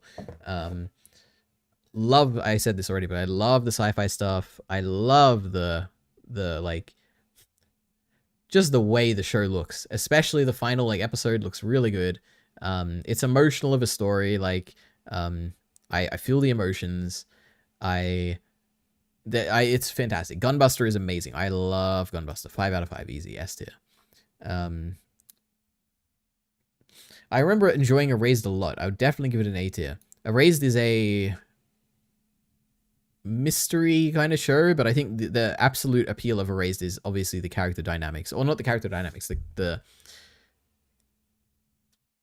watching a character kind of like interact with other characters. I guess character interactions maybe. I don't know, it's good. Characters. Okay, we love Erased for the characters, but there is like some element of mystery to it too, and maybe science fiction. I guess yeah, actually definitely science fiction now that I think about it. I cried watching this. I think generally if I cry watching something, it's probably pretty great. A tier. We love Erased. Next up, we have Black Lagoon. So this is a bit of a mixed bag. I remember thinking season 1 and 2 were pretty good. Season 3, which is like a series of OVAs, is amazing. I think I would give it a solid B. One thing I definitely don't like about the show is the action. A lot of the action is like, we're going to shoot guns here and they're all going to miss. And they're going to shoot guns there and they're all going to miss. And the fight scenes are so boring in the show, except for season 3, which has amazing hand-to-hand fight scenes that we love so much. Characters are definitely the highlight of this. I think at least 3 of the main characters in Rock, Revy, and Dutch are really memorable. Benny's like not really that memorable. He's not really in that much, I guess, but you know, he's okay too. I don't know what the like. It's there's a lot. I like the characters. I like it certainly has a certain vibe to it. Like I've said for a bunch of different anime, it's a very memorable vibe. I know Roanapa like feels like a city that's lived in. Um, Art and animation are fine, like probably good, I'd say. Um, I like the character designs. I guess I do really like Roberta's character design. I like Revi's character design too. Um, any others? I guess Dutch. I like his characters. There's a lot of ones. Balalaika. Really good character designs in the show. Anyway, is there anything really more to say about Black Lagoon? I don't know if you're interested. There's a 3 hour and 40-minute discussion, and then a 3 hour discussion, and then probably a many-hour discussion on Kyle Entertainment's second channel, Secondary NT. If you want to know what I really think about Black Lagoon, but yeah, it's a B. Okay. Elite Aria plot bro for real? True, sometimes I am. I do like plots. A good plot will carry me far. Goated.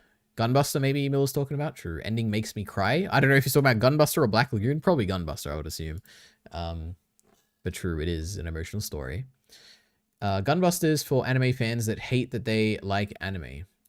That's definitely not true. Reminder Kyle would hate Ava if he watched it for the first time now, just to be contrarian. That is... Nah, he'd like it. Because I don't know why he would like it, actually, but he would. I know he would. Mob Psycho 100, let's go. True, you know, it's the best thing so far. What does that even mean, Kyle? Who knows? I mean, he's just saying how good Diebuster is, I think. I mean, it's not weeby enough, unlike the great Diebuster. There we go, okay. We love Black Lagoon, greatest anime of all time, Dugert. True. I mean, it's not terrible, okay? It's B. Roberta's Blood Trail, that's an A right there. But anyway. Gamers. It's a comedy, I think. Slice of life comedy. There are a bunch of gamers. They're in a club, I think. And the only thing I remember for some reason is there was like a beach episode or like a swimming pool episode or something. I was like, why is this happening? And I guess it was like, I don't remember if there was fan service, but like that makes me feel like this must have been fan service, the show, and it probably just went over my head. Because I think this was one of the earliest animes I saw as well. Like I watched this after I watched My Hero Academia, like season 1. So a long time ago, like 2017 or something like that. Maybe 2016 actually. This is a long time ago I watched this. I watched it dubbed. I think that was a mistake. I don't think the dub was very good. I actually don't know if there's anything I like about this. I think there were like some funny moments. There's like there's a really cool like edit on YouTube that is called like Gamers Noises that inspired me to make YouTube videos. So that's good, but it's not really the show that's it's doing that. It's like a YouTube video. I'd probably give it a D. Now I'm sure there's probably something good about this. I remember the opening being really cool. But who knows?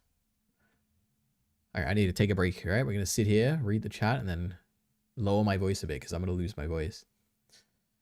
Okay. Lead are the type of neighbor to like Dutch? What does that even mean? Remember how Diebuster has that weird bird metaphor? I still haven't heard anyone understand the point of it. I don't even remember it. I feel like I was barely paying attention to that show. Metaphors are for 8th grade book reports, says Kyle Entertainment. Okay. Oh my god, there's so many good anime still left. Next up, we have Mushoku Tensei. So this is an anime, it's an isekai. I've read the light novel for this, but I watched the anime first. Only 2 seasons are out at the moment. Season 1 is, production-wise, phenomenal. Season 2, story-wise, is fantastic. Production-wise, not as good as Season 1. Big step down. But obviously, I like this a lot. It's an A tier, obviously. I'm a big Mushoku Tensei fan. I've made a million Mushoku Tensei videos.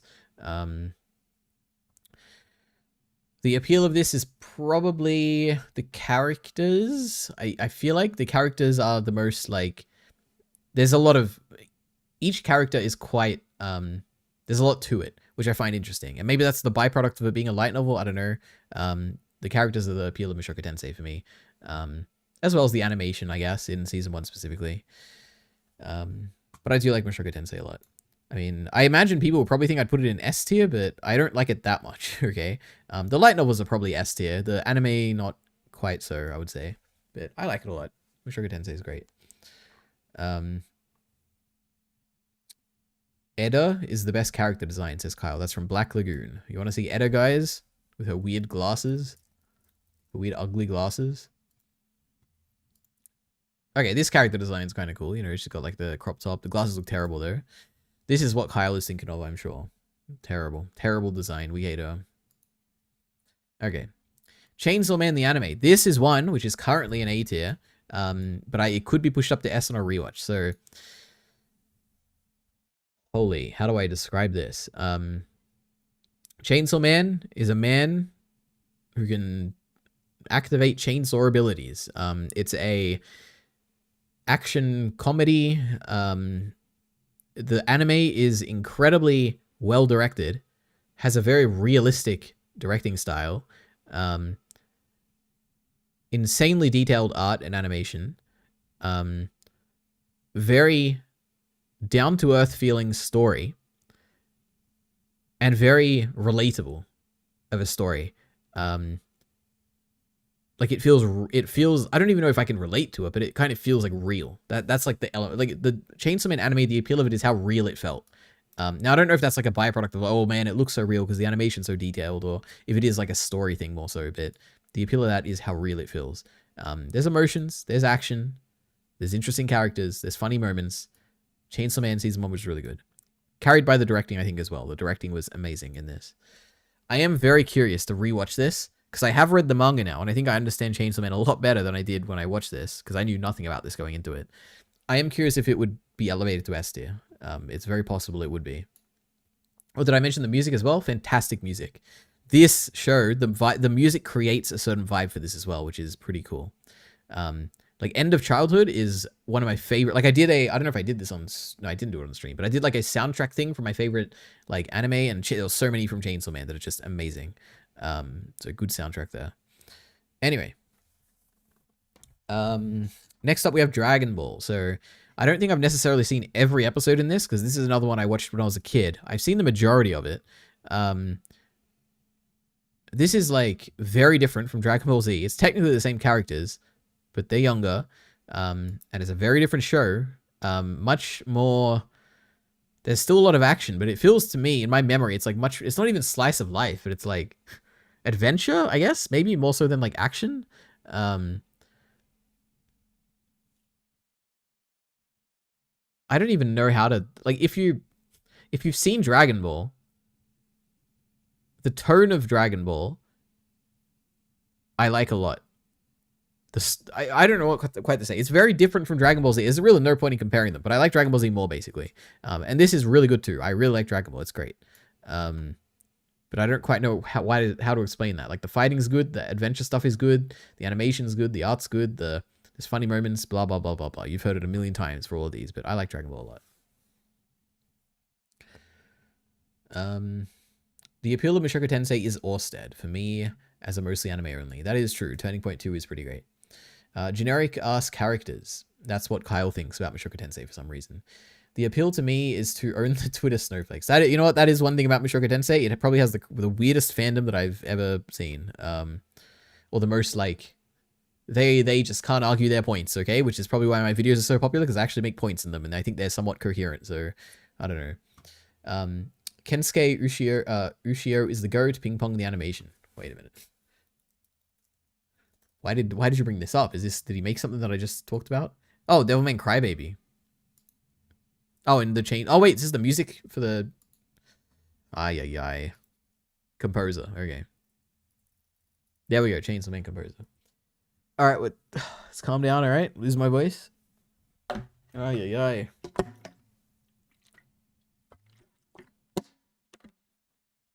don't know why it's so bad. I guess I haven't streamed that long in a while. Or like this, like I haven't talked this much consistently in a while. I did talk a lot at work today. I did only get 5 hours of sleep, so maybe that's why. Who knows? I am medicated at the moment. I have an ear infection. You know, I've got to take antibiotics, believe it or not. Maybe that's why. Okay. Next up, we have Haikyuu. So this is a sports anime, probably the prototypical go-to sports anime that people talk about these days. Volleyball. I don't like sports that much, but I like sport anime a lot, at least, because I like Keijo a lot, and I absolutely love Haikyuu a lot. Haikyuu is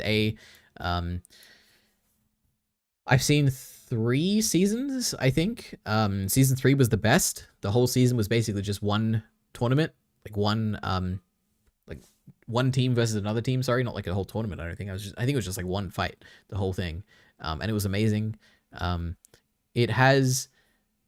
I mean, if you like sports, like I guess you kind of understand why anyone would like Haikyuu and why I like it, which is that you follow the stories of these characters, and then they have a day to test themselves, right? Like it's like you follow their journey toward the ultimate like day where they're going to be actually performing, which is like doing their like sport, in this case volleyball, and then you're like invested in their story as you're watching them play the sport, and it's like you know how much it means to them, like it's certain small moments that, you know, otherwise if you didn't know who they were it wouldn't matter at all. Like there's one, like the best moment, I mean, it's not really a spoiler I guess, but the best moment in the show is when a certain character is spiking the ball and then a certain character jumps up to block it, and it's like afterwards when he blocks it, he cheers, and it's like, oh, a character cheered, that's crazy. But it's like it's the best moment. I think I might have like, I think I teared up watching that. It's like, man, because it's a guy who like doesn't really show his emotions and never really cared about the sport, but at this moment it's like he truly understands how much the sport means to him, and it's like, man, I'm like crying. There's emotional stuff here. So there's a bunch of cool moments in Haikyuu, but that is the appeal of it. I like it a lot. Haikyuu is amazing. So yeah. There's a very gradual shift. I don't think that they're that different at all. Well, I guess the stuff I've seen in Dragon Ball and Dragon Ball Z, they're very different. But yeah. Now, again, in fairness, I watched the dub for both, and I know the dub for Dragon Ball came out after the dub of Dragon Ball Z, so maybe it is better, and maybe it more accurately matches the tone of the original Dragon Ball, and also the music isn't replaced in Dragon Ball, whereas it is in Dragon Ball Z, which create very different tones. So I think that might be why I feel like there's such drastic changes in tones, and Miller might not. I don't know which versions he watched, but yeah. Next up, Konosuba. I liked this a lot more initially. Over time, I've soured to it. I don't like the comedy that much. It's like somewhat funny in some parts. I remember there was a scene where they went to this village, like some religious village or something. I remember that, thinking that was a really funny like episode, or scene or something. The story is, you know what? It has a very similar issue to Kaguya-sama and whatever the other thing I talked about was, Bunny Girl. No, not Bunny Girl Senpai. Basically, the story of Konosuba is some guy, it's again an isekai, some guy gets reincarnated, and his goal is to like, I don't know what the goal is. There's like a demon lord they want to fight or something. It is a comedy through and through, and basically they make no progress. Okay, I don't think they're gonna beat this demon lord eventually. Maybe they will in like the final episode or something many seasons from now, but it feels like it's more a slice of life. Like we're gonna do funny things and not make much progress, which bothers me. It is what it is. It's not really, I also don't, the comedy isn't for me. It's a bit predictable at times. The characters are kind of cool. I like Aqua. I like Darkness. I like Megumin or whatever. Kazuma. They're all, oh, Kazuma, was that his name? Am I a genius? Did I just remember the main character's name? Please tell me I'm right. Oh, I'm so smart. Okay. They're all great. Explosion, amazing. The animation for Explosion is amazing. That's it. Not much that I mean, it's not that bad, but it is what it is. Okay, next up. Also, Mr. Gems is here waving hello. Next up, we have Jujutsu Kaisen. So this is a not a battle. It's a shonen, okay? It's there's fighting and stuff and cool powers and oh my god, blasts are being sent off and there's really cool characters. Gojo is amazing. Toji is amazing. Sukuna is amazing. Who else is there? Who am I forgetting? Todo is pretty great. Nanami is great. There's a bunch of cool characters in this.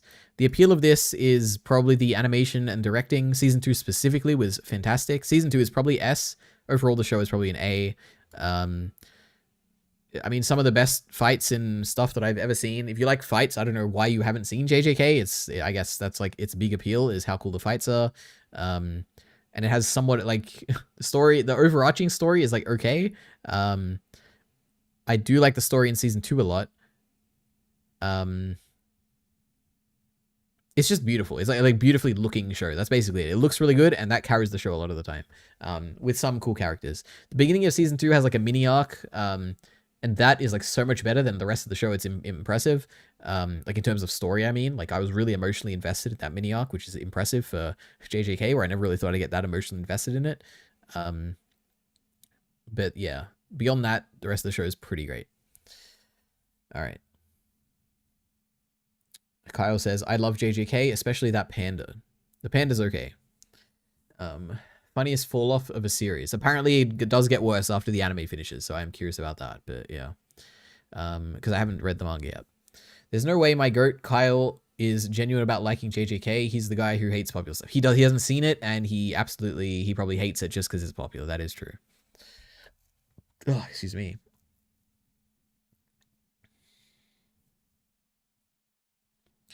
Guys, we're getting there, okay? I'm losing my voice minute by minute. We're getting there.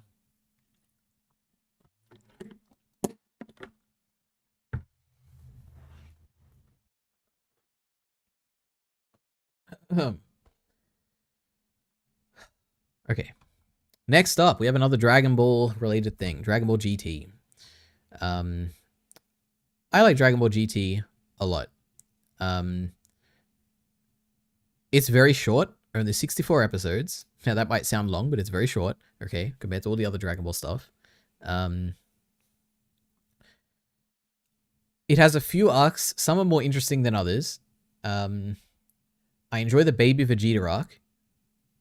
It's like a zombie apocalypse, basically. Has a bunch of cool stuff in it. There's a new transformation that's introduced in... why am I... I'm going to spoil Dragon Ball GT. Super Saiyan 4 is cool, okay? Baby Vegeta arc is cool. I like the ending as well. It's really great. The fight with Omega Shenron, I remember loving that as a kid. And I did rewatch this in 2016, I think. So I've seen it twice, technically. I do want to rewatch this again. This is something that I would love to rewatch. Just to see if it actually does hold up now that I've seen a lot more anime.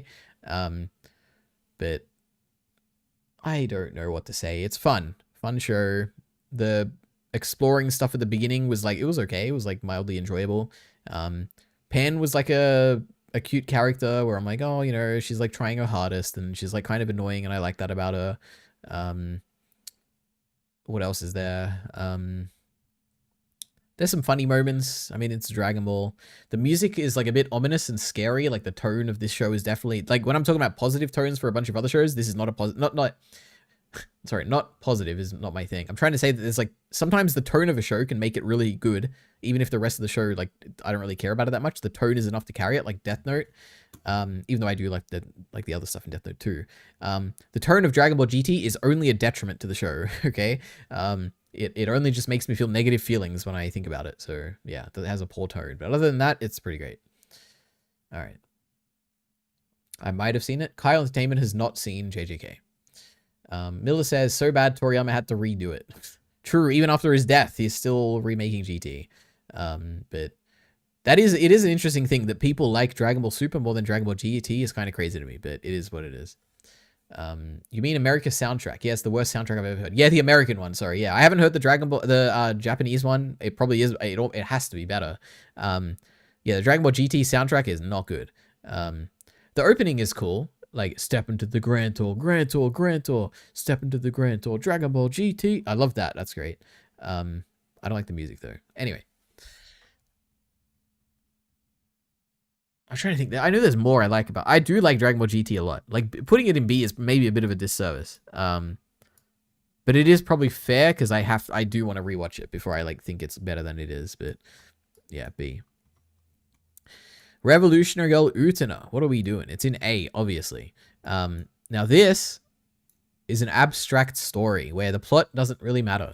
I want to rewatch this. I started a rewatch of this and I just never finished it. But there's a girl. There's other girls too. There's some guys. They all have emotional issues, but they're all like abstract and symbolic and I don't know. There's like a mini arc in the middle, which is about like everyone confronting something that like is concerning them or like something about their development that is like not quite right and they have to come to terms with. There's like a mini arc like that. It's called, I think it's the Black Rose arc or something. Or am I thinking of another show? Wait, Black Rose arc. Yeah, Revolutionary. It's really good. I really like that. Some of that stuff was like, man, this is like some deep diving into characters that I've never seen another show do before. But it's like, it doesn't necessarily deep dive into them. That's the thing. It's like, it's like, it feels so real, basically, when I'm watching those elevator scenes sometimes. It's great. I love Revolutionary Girl Utena. Opening is fantastic. I love Utena's character design. There's a moment where,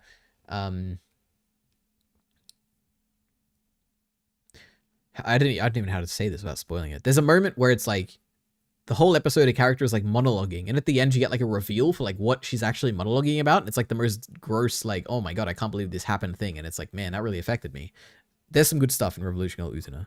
Utena is a very interesting character too. I want to rewatch the show, absolutely. And I have not seen the movie, so maybe the movie's like really good or something, you know? Anyway. Let's see. Next up we have The Ancient Magus's Bride.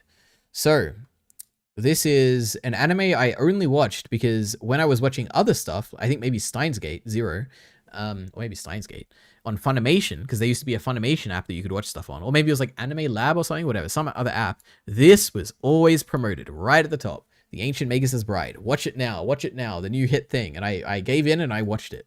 The main thing I remember about this is that it's like a fantasy slice of life romance thing, but it was like a bit weird because she's like a young girl and he's like an old demon, and it's like, this is a bit weird. But I feel like there's no way it could be weird in retrospect, and maybe I should rewatch it. Maybe I'm mischaracterizing it in that way, because I feel like I wouldn't have liked it if it was like weird like that. So there's probably something going on here. I think like Elias had like his memories lost or something. Maybe that's what made it not weird. I don't know. The vibe of the show, again, like all the other things, it is an amazing vibe. It's very fantastical. Like it feels like it's a very much a fantasy setting. Has all the common like fantasy tropes of like different the elves, and are there even elves? Basically the vibe that you get from fantasy is the vibe that the show gives me, and I like it. The music was really good. The first opening, I mean, I think there's only one opening, so good. I get chills every time I listen to it. It's just like a cute, cozy slice of life ish show with a little bit of like love or romance or something. I don't know. It was cool. At least that's what my memory tells me. I also watched this a long time ago. So long ago that I think the streaming platform it's on doesn't even exist anymore. All right. Anime Lab, my beloved. True, I used to like Anime Lab a lot. I don't remember why, but I did. When they killed Anime Lab, I quit watching anime legally. Okay, well, Crunchyroll is out there, and Crunchyroll is really great, so you should consider that. Are you sure it isn't sci-fi? I mean, there's probably some sci-fi element to it, but I think it's mostly fantasy. All right. All right, let's take a deep breath. Okay. Because my voice is vanishing, right? Slowly it is vanishing. Next up, we have my favorite anime of all time, Heavenly Delusion. This is a sci-fi, okay.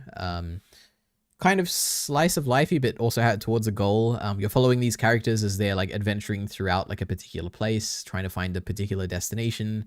And it's just fun. The world they live in is very alive. The characters they interact with are very interesting. They themselves are interesting characters. There's some cool plot stuff. There's like 2 storylines that are happening concurrently, which are like kind of cool. Both of them, I mean, like it's not like, oh, we're swapping to this one, I'm so bored. I like both of them equally. Really good animation, really good directing, really good voice acting. I watched the dub. This is my favorite anime. It's emotionally evocative at points. It has interesting themes. Beautiful. It looks beautiful. There's like, I love this. I watched it twice. I cried watching this the second time. It's great. I would recommend this to most people. It is a bit disturbing at points, and I would probably classify this as like probably the closest to horror. I don't necessarily think it is horror, but it's probably the closest out of all of these that I've seen. But yeah. Next up, Madoka Magica. I like this a lot. I've watched it 3 times now. I've watched it twice in the sub and once in the dub. I think the dub is also pretty great. Sub is obviously pretty great too. My favorite, the appeal of Madoka Magica is definitely the aesthetic. Absolutely. Like the way the world is designed, the way the characters look, the witches' labyrinths and the animation for those, like the eclectic art style of Madoka is probably its biggest appeal. The movie is obviously, you know, visually one of the best things I've seen in my life. The show is also pretty great though. But the other interesting thing beyond the aesthetic, which is like the main appeal, is definitely the character writing and the themes. If you're interested in like what I actually think about it, I do have a video on this channel where I'm talking about Ordinary Ari, if you're watching the video, I guess. or the stream, I guess, is probably who I should be talking to. I discussed Madoka Magic with Kyle Entertainment. There's a lot of stuff I talked about with themes there. I think there's a lot of interesting themes and character things that happen. Go watch that. It's interesting. Kyle says you got him, Heath. True. He got me good. That time I got reincarnated as a slime. This is an S tier. I enjoy this thoroughly. This is another isekai where a guy gets reincarnated into another world. This time it is a magical world. I guess they're all magical worlds typically. He's a slime. Slimes are really weak, but he's really strong because he absorbs a bunch of like mana or something at the beginning. It's like kind of cool. It's just fun. He always wins, but then sometimes he doesn't. I just enjoy watching this. It's like a power. This is like, I know people say other things I've seen are like power fantasy. I think some people say Mushoku Tensei is like a power fantasy. I don't know why they would say that. That time I got reincarnated as a slime, that is a power fantasy, and I love it. I love the power fantasy elements of it. Yeah, it's fun. A lot of fun. And there's cool like character moments too, especially in like season 2. I've only seen 2 seasons, by the way. But yeah. Megiddo. What a cool scene as well. Oh my god. Anyway. Sentence of a Bookworm. So this is something I watched very recently, last year, I think. I've only warmed up to the show over time. When I watched it, it was very tedious. I did not want to finish it. It was incredibly long. It was like 30-something episodes as well, I think. Very slice of lifey, very poor production elements, like animation, art, like, I guess that's mainly it, directing maybe, but the music was good. Season, like toward the end of the season, it picked up quite a bit, I would say. Like, am I crazy? Did they like swap studios or something? Or I don't know, but I think I heard that somewhere. But it's, the characters do, like I do remember the characters a lot now that I've watched it and like it's a thing of the past. Like I do like Mine, I think was a name. I do like the priest guy. I do like Lutz or whatever, like the guy who was helping her. I like Benno, like he was fun. Like the characters in this do stand out as like something that I do enjoy. There was the arc toward the end where they're like going to the other city. Like that was really fun. There's a lot of cute moments in this. I do like this a lot. So it can go in B, you know. We'll put it next to Black Lagoon for now. Next up, we have Hunter x Hunter. This is an amazing anime, probably my second favorite anime of all time. It's a contender. It'll be up there with Mob Psycho. I don't know which one's better, but I don't know. What can I say about Hunter x Hunter? It's a fun, but also incredibly profound story about fighting. I don't know what it's about. Like it's like a shonen. There's like battles and stuff, and sometimes it's very subversive in the way it does battles. And there's an arc called the Chimera Ant arc, and it gets to me emotionally. I cried so many times. How could I sell someone on Hunter x Hunter? Let's see. Do you like fighting? Do you like engaging stories? Do you like interesting character arcs? Then I don't know, Hunter x Hunter's for you. As well as good animation, good music, good art, so on and so forth, okay? Mill the Killer says, it's like One Piece, but worse. I haven't seen One Piece, but maybe that's the case. I have no idea. I don't know what it's about either, Ari. Straight mid. It's so true. But no, Hunter x Hunter's amazing. We love it. Oh, yeah. Okay, another break.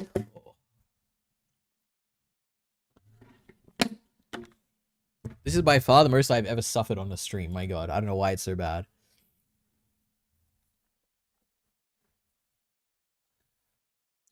Okay. 5 to go. Slime Diaries. This is like a slice of life variant of That Time I Got Reincarnated as a Slime. It's basically the same characters, but I think it was between the 2 cours of season 2 that were airing. There was like they just wanted to air stuff in between, and they did, and it was a slice of life show. It was like cute at points. Nothing too crazy happened. I think there were like some wholesome moments. I don't have strong feelings on it, but I'd give it a B. It's pretty great. Okay. This is good quality. Keep it up, Ari. I'm trying, all right? Okay. Dororo. I also watched this recently. This is a show that, unlike A Sentence of a Bookworm, that I've only appreciated more over time. I think Dororo, I've like pretty much kept the same opinion, or like, if anything, it might have gone down a bit. Felt a bit long. A bit rough sometimes in terms of like my engagement in the story. Is it worth describing the premise? I guess the premise is like there's a kid and his parents like sacrifice his body to the demons, and now the kid is kind of living a life now that he doesn't have his body anymore. And he, like, as he does things, like, certain things happen to the pact with the demons, and chaos ensues. Okay, it's good. I like it. What do I like about it? There's like two characters. They have a cool dynamic. There's some like father-son relationships that I think are good, that I like a lot. There's a few fight scenes that are actually really cool. I guess there's just one that I'm thinking of that was really cool. But that's basically it. It's pretty good. Diebuster, straight trash. This was terrible. This is like a comedy, but like not good. But well, it's not really a comedy, I guess. It's like a light-hearted Toad. This is basically a sequel to Gunbuster, and it's terrible. In no way are they comparable. I don't like it. Now, this might be an issue of me not, like, either paying enough attention when I was watching it, or just, like, not understanding it is entirely possible. Because I had a discussion on this, which you can see on, I think, Kyle's second channel, Secondary NT, and I basically was, like, not following what the other people were saying. So I think I just didn't pay enough attention to this, but I did not like the show. And mainly because the comedy was not for me. And I guess maybe because I liked Gunbuster so much, I was hoping for something which was like, I guess a bit more similar to Gunbuster, but it was very different. Also, visually, it does not look anywhere near. It's like only going to be hurt by comparing to Gunbuster, both visually, story-wise, everything-wise, basically. And on its own, I didn't enjoy it that much either. So yeah. Okay. I'll share the real opinion, says Kyle. Nice bit, Alito. This is not a bit. Miller says, God, it's so bad that Noriko's victory meant nothing, and the aliens came back anyway. You know what? I don't know enough about the plot of Diebuster to comment, but I think the aliens do come back. I don't know. I think that was the coolest thing, actually, when the aliens come back, now that I remember it. That was really cool. I mean, that's not what happens, Miller, but it's still bad. True, Noriko. There we go. Okay. Now we have Star Wars Visions. This is the most unique anime I've seen because it's a anthology series where you have a bunch of different Star Wars stories that are directed by different people from different anime studios that are commissioned by Disney, I guess, or Lucasfilm. And it's really good. Some of these are S, some of these stories are probably C, most of them are probably A. It's just fun. It's like you get to see someone new who was like never made Star Wars before. You get to see their interpretation of Star Wars, and it's really cool. Yeah, I mean, there's like some low points which are like not the most interesting episodes, but just like overall, this is like a solid, like this is one of the best things Disney has ever done in terms of Star Wars. Like it's fantastic. I like Star Wars Visions a lot.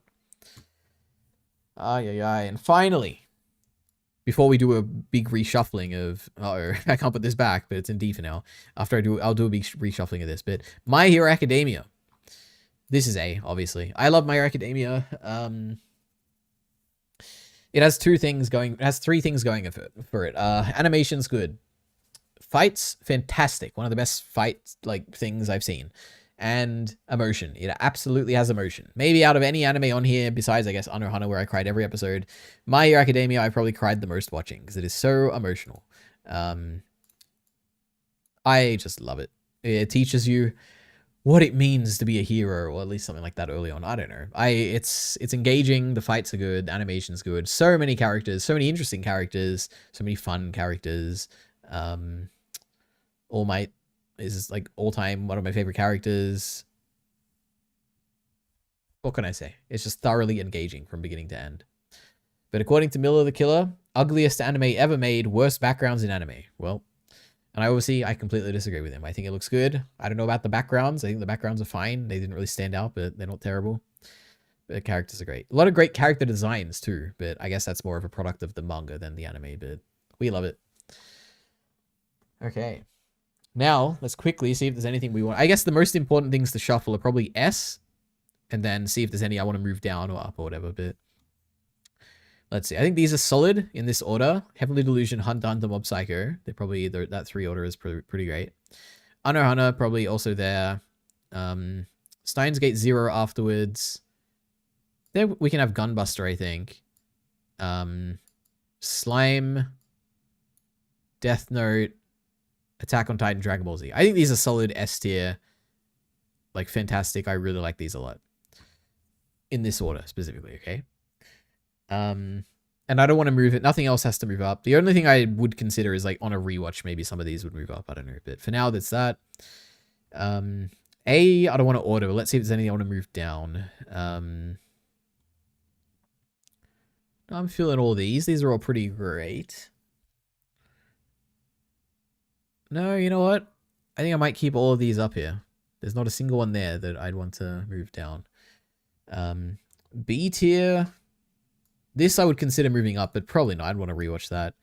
That's fine. I guess the question is, anything I want to move down here? Like, is it bad enough that it shouldn't be in B?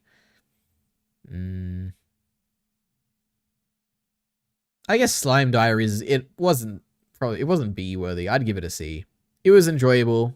Nothing special. Like, I don't know. I'd give it a C. And I want to give Bunny Girl Senpai a C, but I remember liking it a lot. And I'm sure I had a good reason for that. So I'm going to keep it in B. Dororo can be in B as well. Okay, we're good. And then Yamada's First Time. Demon Slayer. Slime Diaries. Konosuba, Spy Family. Yuri. That's okay. Now, in terms of these, it probably does go Fully Cooley's the worst, then Die Buster, then Gamers. But, yeah. But for now, I guess I'll read the chat. But for now, can I like zoom out and show the full thing? Here's the list. Maybe I'll tweet it out or something. How do I move my camera away? Where's my... There you go.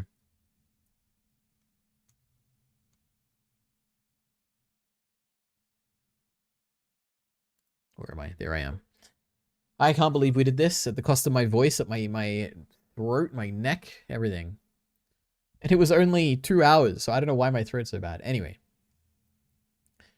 Skip my comment request. Did I? I think maybe you're being censored. I don't know. How mean. Ugliest anime ever. I read that already. Why do they set up the 3-year time frame at the start, then end before that? My Hero Academia? I don't. That's like the most Miller thing. I don't know. I don't care. I have no idea. I think it's saying because like there's 3 years of school and they don't like utilize the full thing. I don't know. That's the least of my thoughts on this show. More like Mid-Hero Academia? True. More like My Hero Macadamia. Am I right? Watch the movies for Bunny Girl Senpai and then move it up to an A. Maybe.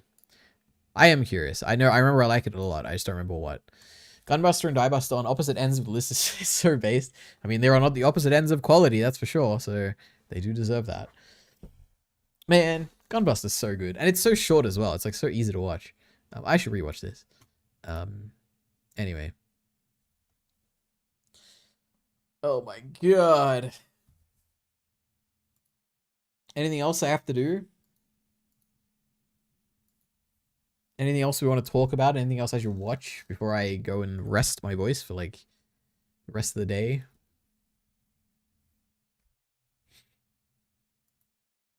Let's just fine. Let's watch this. Why is this muted? Did my headphones cut out?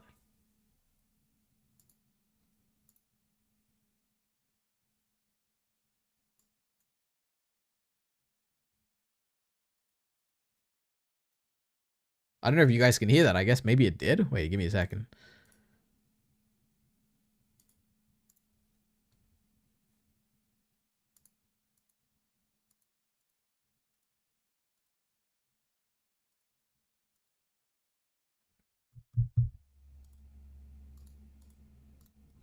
Oh my god, they actually did cut out. Holy, wait.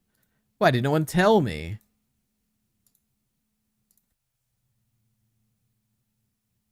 Alright, we're back. Wait, are we back? Wait.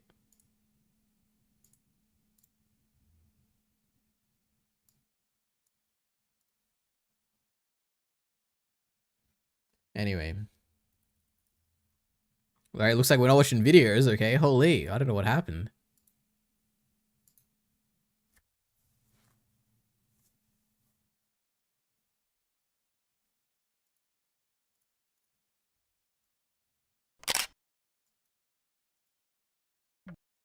Oh, damn it, I need something with audio. Okay, wait. Why would it do this to me now? Alright, anyway. Let's just read the chat. Are his bottom two have the same director? No way. I completely forgot about that. Wait, Fully Cooley and Diebuster have the same director? Because that's hilarious if that's the case. Do you disavow Destiny yet, or are you still in the cult? I mean, I would say right now, having read through his like side of the story so far, at least, I think I probably do disavow him. I think it does seem like my understanding is that like his defense, basically what happened, I guess for context, is that Destiny's a streamer, and recently there was like a I don't know if it was like one person's Discord account got hacked or like a bunch of people's Discord accounts got hacked or whatever, but there was a bunch of DMs and videos and stuff like that were leaked of Destiny. And one of those particular videos, I think, that were leaked was one of his, like someone he'd had sex with, I think, like an orbiter of his, and she was like in the video, and Destiny had shared that video with someone without the girl's consent. And he's in his defense of like why he did that.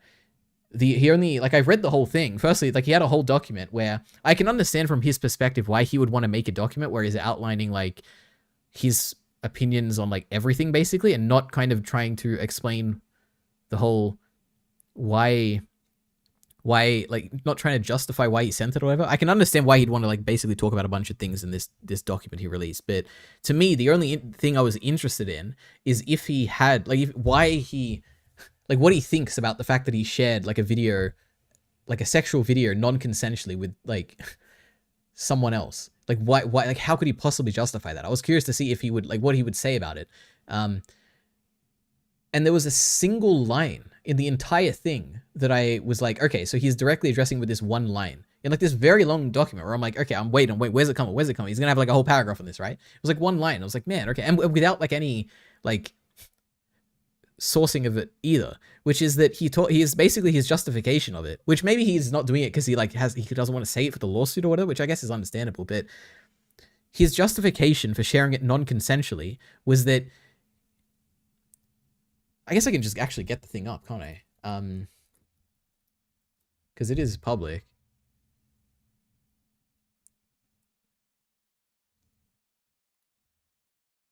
Oh my god. Please, why is my computer doing this to me today? First it was my throat, now it's my damn computer. Okay, Destiny's public statement. Do I have to be logged in for this? No. Where is it? Where's Melina? This is the one line where I'm like, okay, so this is his whole thing. I was engaged to Melina at the time, so there's no way I would have agreed to anything that wouldn't have been allowed her to view anything I recorded. So he's saying that implicitly, because he was married to Melina, he wouldn't have agreed to recording or sharing a video. I mean, recording a video because it would have implicitly been allowed to be seen by Melina. So I was like, okay, wait, this is his justification? Like, I can understand maybe this was actually a thing, but you need like some type of evidence for this, I guess. Like, this is the whole argument of like why it's actually okay that he sent it hinges on this one line, I think. I think. Like, I did read this whole thing. I looked at every single log. I was like, okay, what is like the thing? And it's just this, which is that the implication is that because he's married to Melina, Pixie would assume that Melina is going to see it too. So she was giving implicit consent that other people were going to see the video too. Which to me, it's like, I don't know about that. So I guess I disavow him. I don't know. But also like he could talk more about it and it could convince me more, but I don't know. That's a bit of a weak argument to me, I guess. Without, at least, if he could have stronger evidence or whatever, and that would convince me more, but there's nothing here. He linked so much evidence for like everything else, but for this one he didn't have anything. And I felt like this is like the pivotal, like this is the important thing that people care about. But I can understand why from his perspective, as like a public figure, he would also want to address all these things with thorough evidence. It makes sense to me. Like the narrative, like dispelling a narrative that is out there, I can understand wanting to focus on that narrative, but to me, I cared more about like the moral transgression than the narrative, I guess. And I was just a bit disappointed that he didn't really focus on that. So I don't know. Anyway. Okay. You sounded fine the whole time? True. I know, it's just my headphones that aren't working at the moment. What is this guy talking about? Or his video not playing through his headphones? Yeah, I don't know why they're just like off at the moment. Takes no accountability, just shifts all the blame. I don't know if this is I mean, this feels more to me like he's trying to shape the narrative of, he's trying to give his side of a narrative that's out there at the moment, which there is obviously narratives out there at the moment. I think he does a decent job of at least, like, there's one section of this which I think is pretty convincing, which is the Substack response. I think this is a pretty convincing section here. Especially if you like have read all the DMs here, and if you assume that the DMs are not like that drastically out of context, I think he does a decent job of dispelling the extreme claims made in the Substack. Beyond that, a lot of the times it does feel like he is being a little bit or quite uncharitable toward Pixie's perspective. And there's a few points where I think he's saying that, like, he's assuming that Pixie is going to be rational in this kind of situation, which is obviously very emotionally, it's just like an emotional mess for her. And I completely empathize with that, or sympathize with that, or whatever. And it feels like she like, I can understand, I can excuse inconsistencies because it is such a emotionally hurtful thing that's happened. I can absolutely excuse the inconsistencies, but it's like it is trying to like frame a little bit of a narrative that it's, I don't know. Like, I think the rest of it is okay, but there are a few weaknesses about like charitability and stuff. It's just I don't think this justifies anything to do, like, there's no strong thing here about like, it doesn't convince me at all that he did. Sorry, it doesn't help save his reputation at all in my mind, this. But it does, I guess, a little bit for the narrative stuff. I don't know. Anyway. But Miller said, no one gives a shit if Pixie is evil too, idiot. The thing is, I think people do care about that. And that's probably what most people do care about. I just don't, like, that's not something I care about really much. But I think that is a thing. And it probably bothers Destiny a lot that his reputation is, like, being harmed in ways that aren't to do with the consensual thing. I don't know. I don't understand. 15 million sounds like such a small amount for him to pay. So 15 million, that's a lot of money. Oh my goodness. I don't know how rich Destiny is, or maybe it is a small amount to him, but yeah. Thank you, Ari. Maybe one day Kyle will see the light too. Maybe. I don't know. I will never disavow. But also, it is possible that you could have more evidence come out and it would change my opinion, but I tried to read this as thoroughly as I could. I don't know.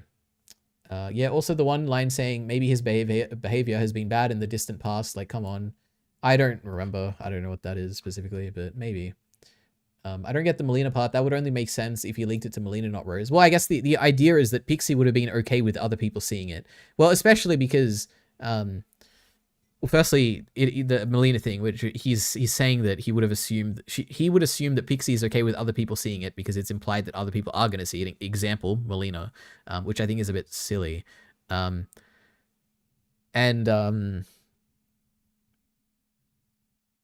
that's mainly it, I guess. I don't know. It's a weak argument to me. Or it's a weak argument without strong evidence, I guess. If it had stronger evidence, I'd be more convinced. Like, and it's so strange to me that there's like so much claim, like so much links in this with like random logs and stuff, but there isn't for that. I don't know. Like, I can see someone being okay with sending stuff to your wife, but not every random girl they meet in the future. I mean, that's also possible, but I mean, I don't know. I don't know the relationship. Like, I can see someone being, or that already. Yeah, the way he plays it off as gotcha, that she changed her mind and not wanting it to be public. I'm mixed on that. Because I could, yeah, it is a bit, like, I can, like, she's not going to be rational. It's very emotional, and I can understand her, like, changing her mind. Yeah, you know what? I think I am against him in that regard a little bit. But I guess he somewhat, I don't know. I'm mixed on that. I'm more on Pixie's side, I think, for that, though. I don't know. Elite Ari skipped it again. What? Skipped what? I'm literally not seeing any messages. I don't know if you're, like, not sending a thing, or how hard is it for me to make one of these tier lists for me? I'm canceling my membership if this is ignored again. Okay, I don't know why that one was ignored, apparently, but I don't know. I like made a ChatGPT script. If you give me like a list of, if you write down all your anime in a text file, I can probably make you one of these in like 5 minutes. So yeah. This is the first time you've asked this, Kyle. You skid so true 3 times. Is ChatGPT censored? No, it's not. Because I asked with that term, the other term. Wait, I asked with that term. Can you type in, does everyone type in ChatGPT in the chat? Can I get some ChatGPTs in the chat? I want to see if it's censored, okay? All right. Anyway, I've done enough talking today. Holy. All right, we got our first chat GPT. I missed the gems. Thank you. Okay, it's not censored. I guess we've proven Kyle Entertainment wrong here.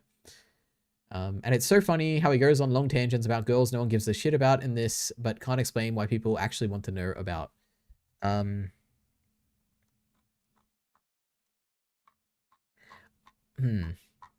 be honest, I'm not sure I remember.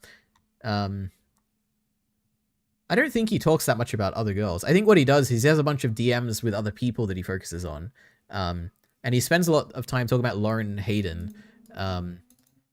Maybe this was a bit like, maybe a bit too much focus is being spent on this. But in his mind, he at least claims that Lauren Hayden is like some mastermind behind all of this. I don't think the evidence is the strongest, but there is at least like circumstantial stuff he brings up. Yeah. I don't know. It was kind of interesting though to see that like, I went to the Destiny subreddit. Firstly, I go there like every morning just when I'm like on Reddit or whatever. And it was like this.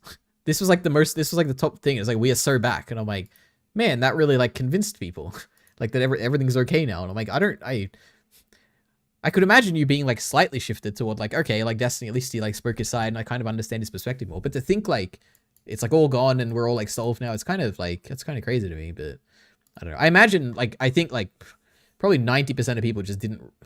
I mean, actually, I was going to say 90% of people probably just didn't even read the document, but I'm sure a lot of people are going to watch Destiny's video about it. And a lot of these people, I'm sure they've like watched his video on it.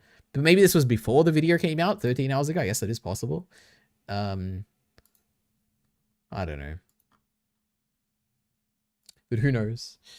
Will I stop watching Destiny? Probably not. You know, I'm addicted to Destiny stuff. I mean, it is pretty boring. Like he has been doing a lot of boring politics, so I don't know. Maybe I will stop watching. Okay, Elite Ari, My Hero, I will make a text file. You can try, hopefully it'll work. I think it was pretty easy to do, but I don't remember quite. It's a cult, Ari, no shit, they're convinced. I mean, everything is a cult, right? Every fandom is pretty cult-like. They will all defend their person. Who knows? I mean, Destiny is more of a cultish figure than most, I guess, but you know, there is a Decoding the Gurus episode you can go and watch, and they analyze cult-like figures all the time. Destiny, they had an episode on him. They had one on Hassan, so on and so forth. Jordan Peterson. He definitely tried to pin the whole thing on Lauren in the video version. I think the video version was him just like reading it out, I think. But I'm sure he probably gave some opinions. But it is a little like, I don't know. I mean, I could believe that it would be Lauren behind the scenes and everything, but I could also believe that Pixie is genuinely really mentally damaged by this. Like I would absolutely understand that. He definitely tried. I read that already. I've never heard of this Lauren girl. It was so funny. I mean, she is a big like part of the Orbiter space. Like I feel like most people who watch the stream regularly would know who she is. But yeah, on the comments, acting like he's completely cleared. I don't know. Yeah, it's like, it's interesting. If they celebrate like Destiny did nothing wrong, then people who don't care enough about the situation will just assume he was in the right. That is also a thing. It is very possible that would just happen. Yeah. Or most people, maybe they'll see it and be like, oh, like he probably did something wrong, but it's like, it's not that bad, you know. That's probably where, I imagine that's probably where this is all gonna end. Unless he like, there's like a really bad like legal outcome where he like has to pay a bunch of money or something. I could imagine that like damaging his reputation. I don't know. So tone deaf and pathetic, putting the Factorio joke at the end. Same with having chat on screen, reacting to all this serious stuff. The chat thing, I don't care about. He's a streamer. He can have it up. The Factorio thing, it's like a little, I'd say it's more cringe than like, I guess it is a little tone deaf. I don't know if it's, actually, I don't know if it's tone deaf. I guess it depends. Like,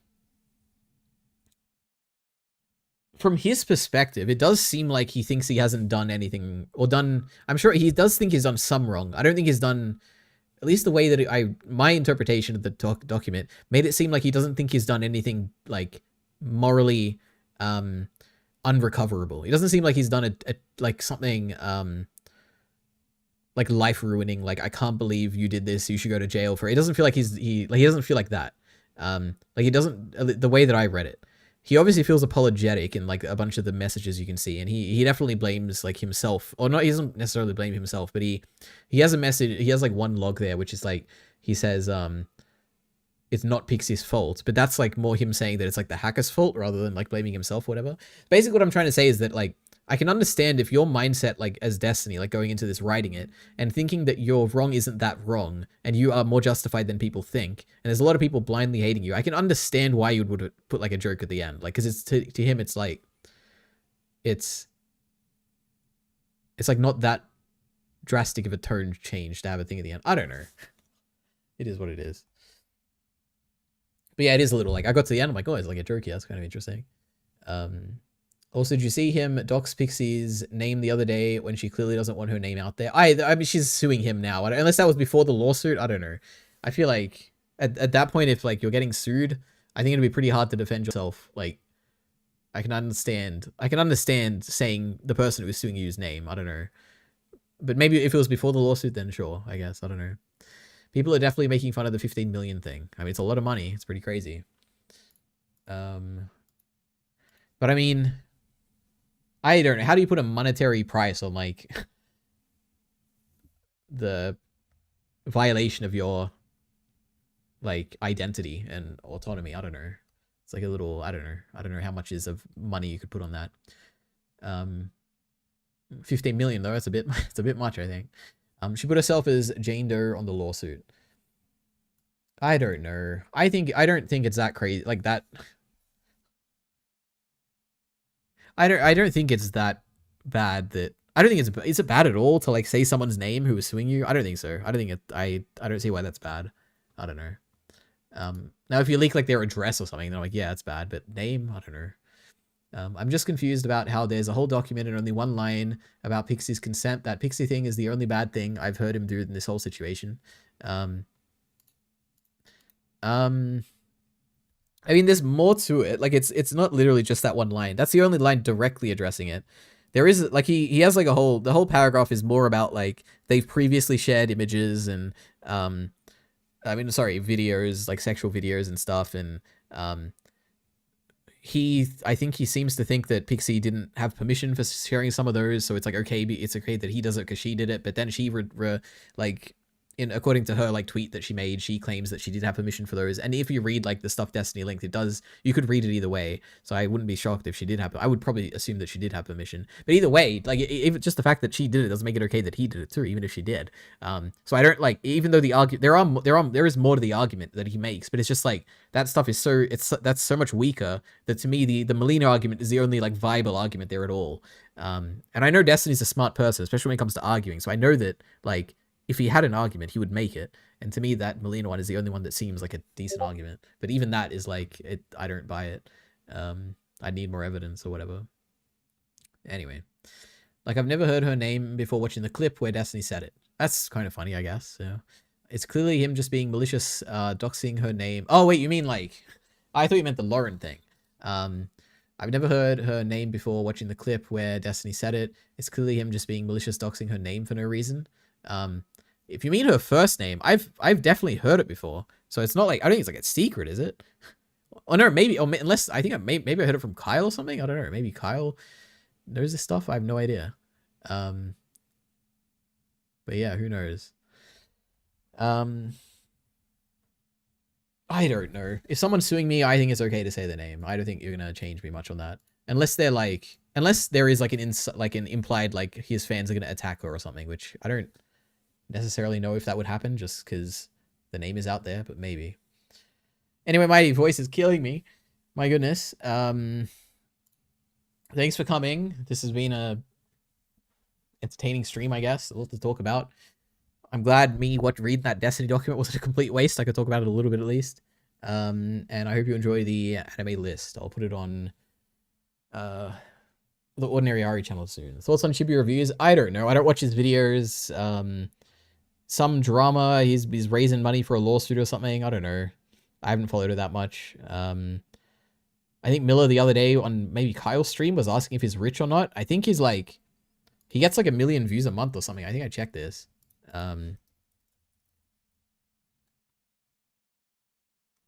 He gets 1.5 million views a month, okay? Like, what do we think of Gigic? Do you think Gigic is rich? I don't know. Because he gets 3.7. So I guess, like, take half of Gigic and you have Chibi Reviews. Probably with less, like, sponsorships, though. So, I don't know. Maybe. I don't know. It depends. I could see it either way, but I would assume he's probably rich. Or at least well off. Can he afford to pay 15k lawsuit? Yeah, probably. Unless he's, like, really bad with his money, which is, I guess, possible. But, yeah. Alright, anyway. That's it. See ya next time. Bye-bye.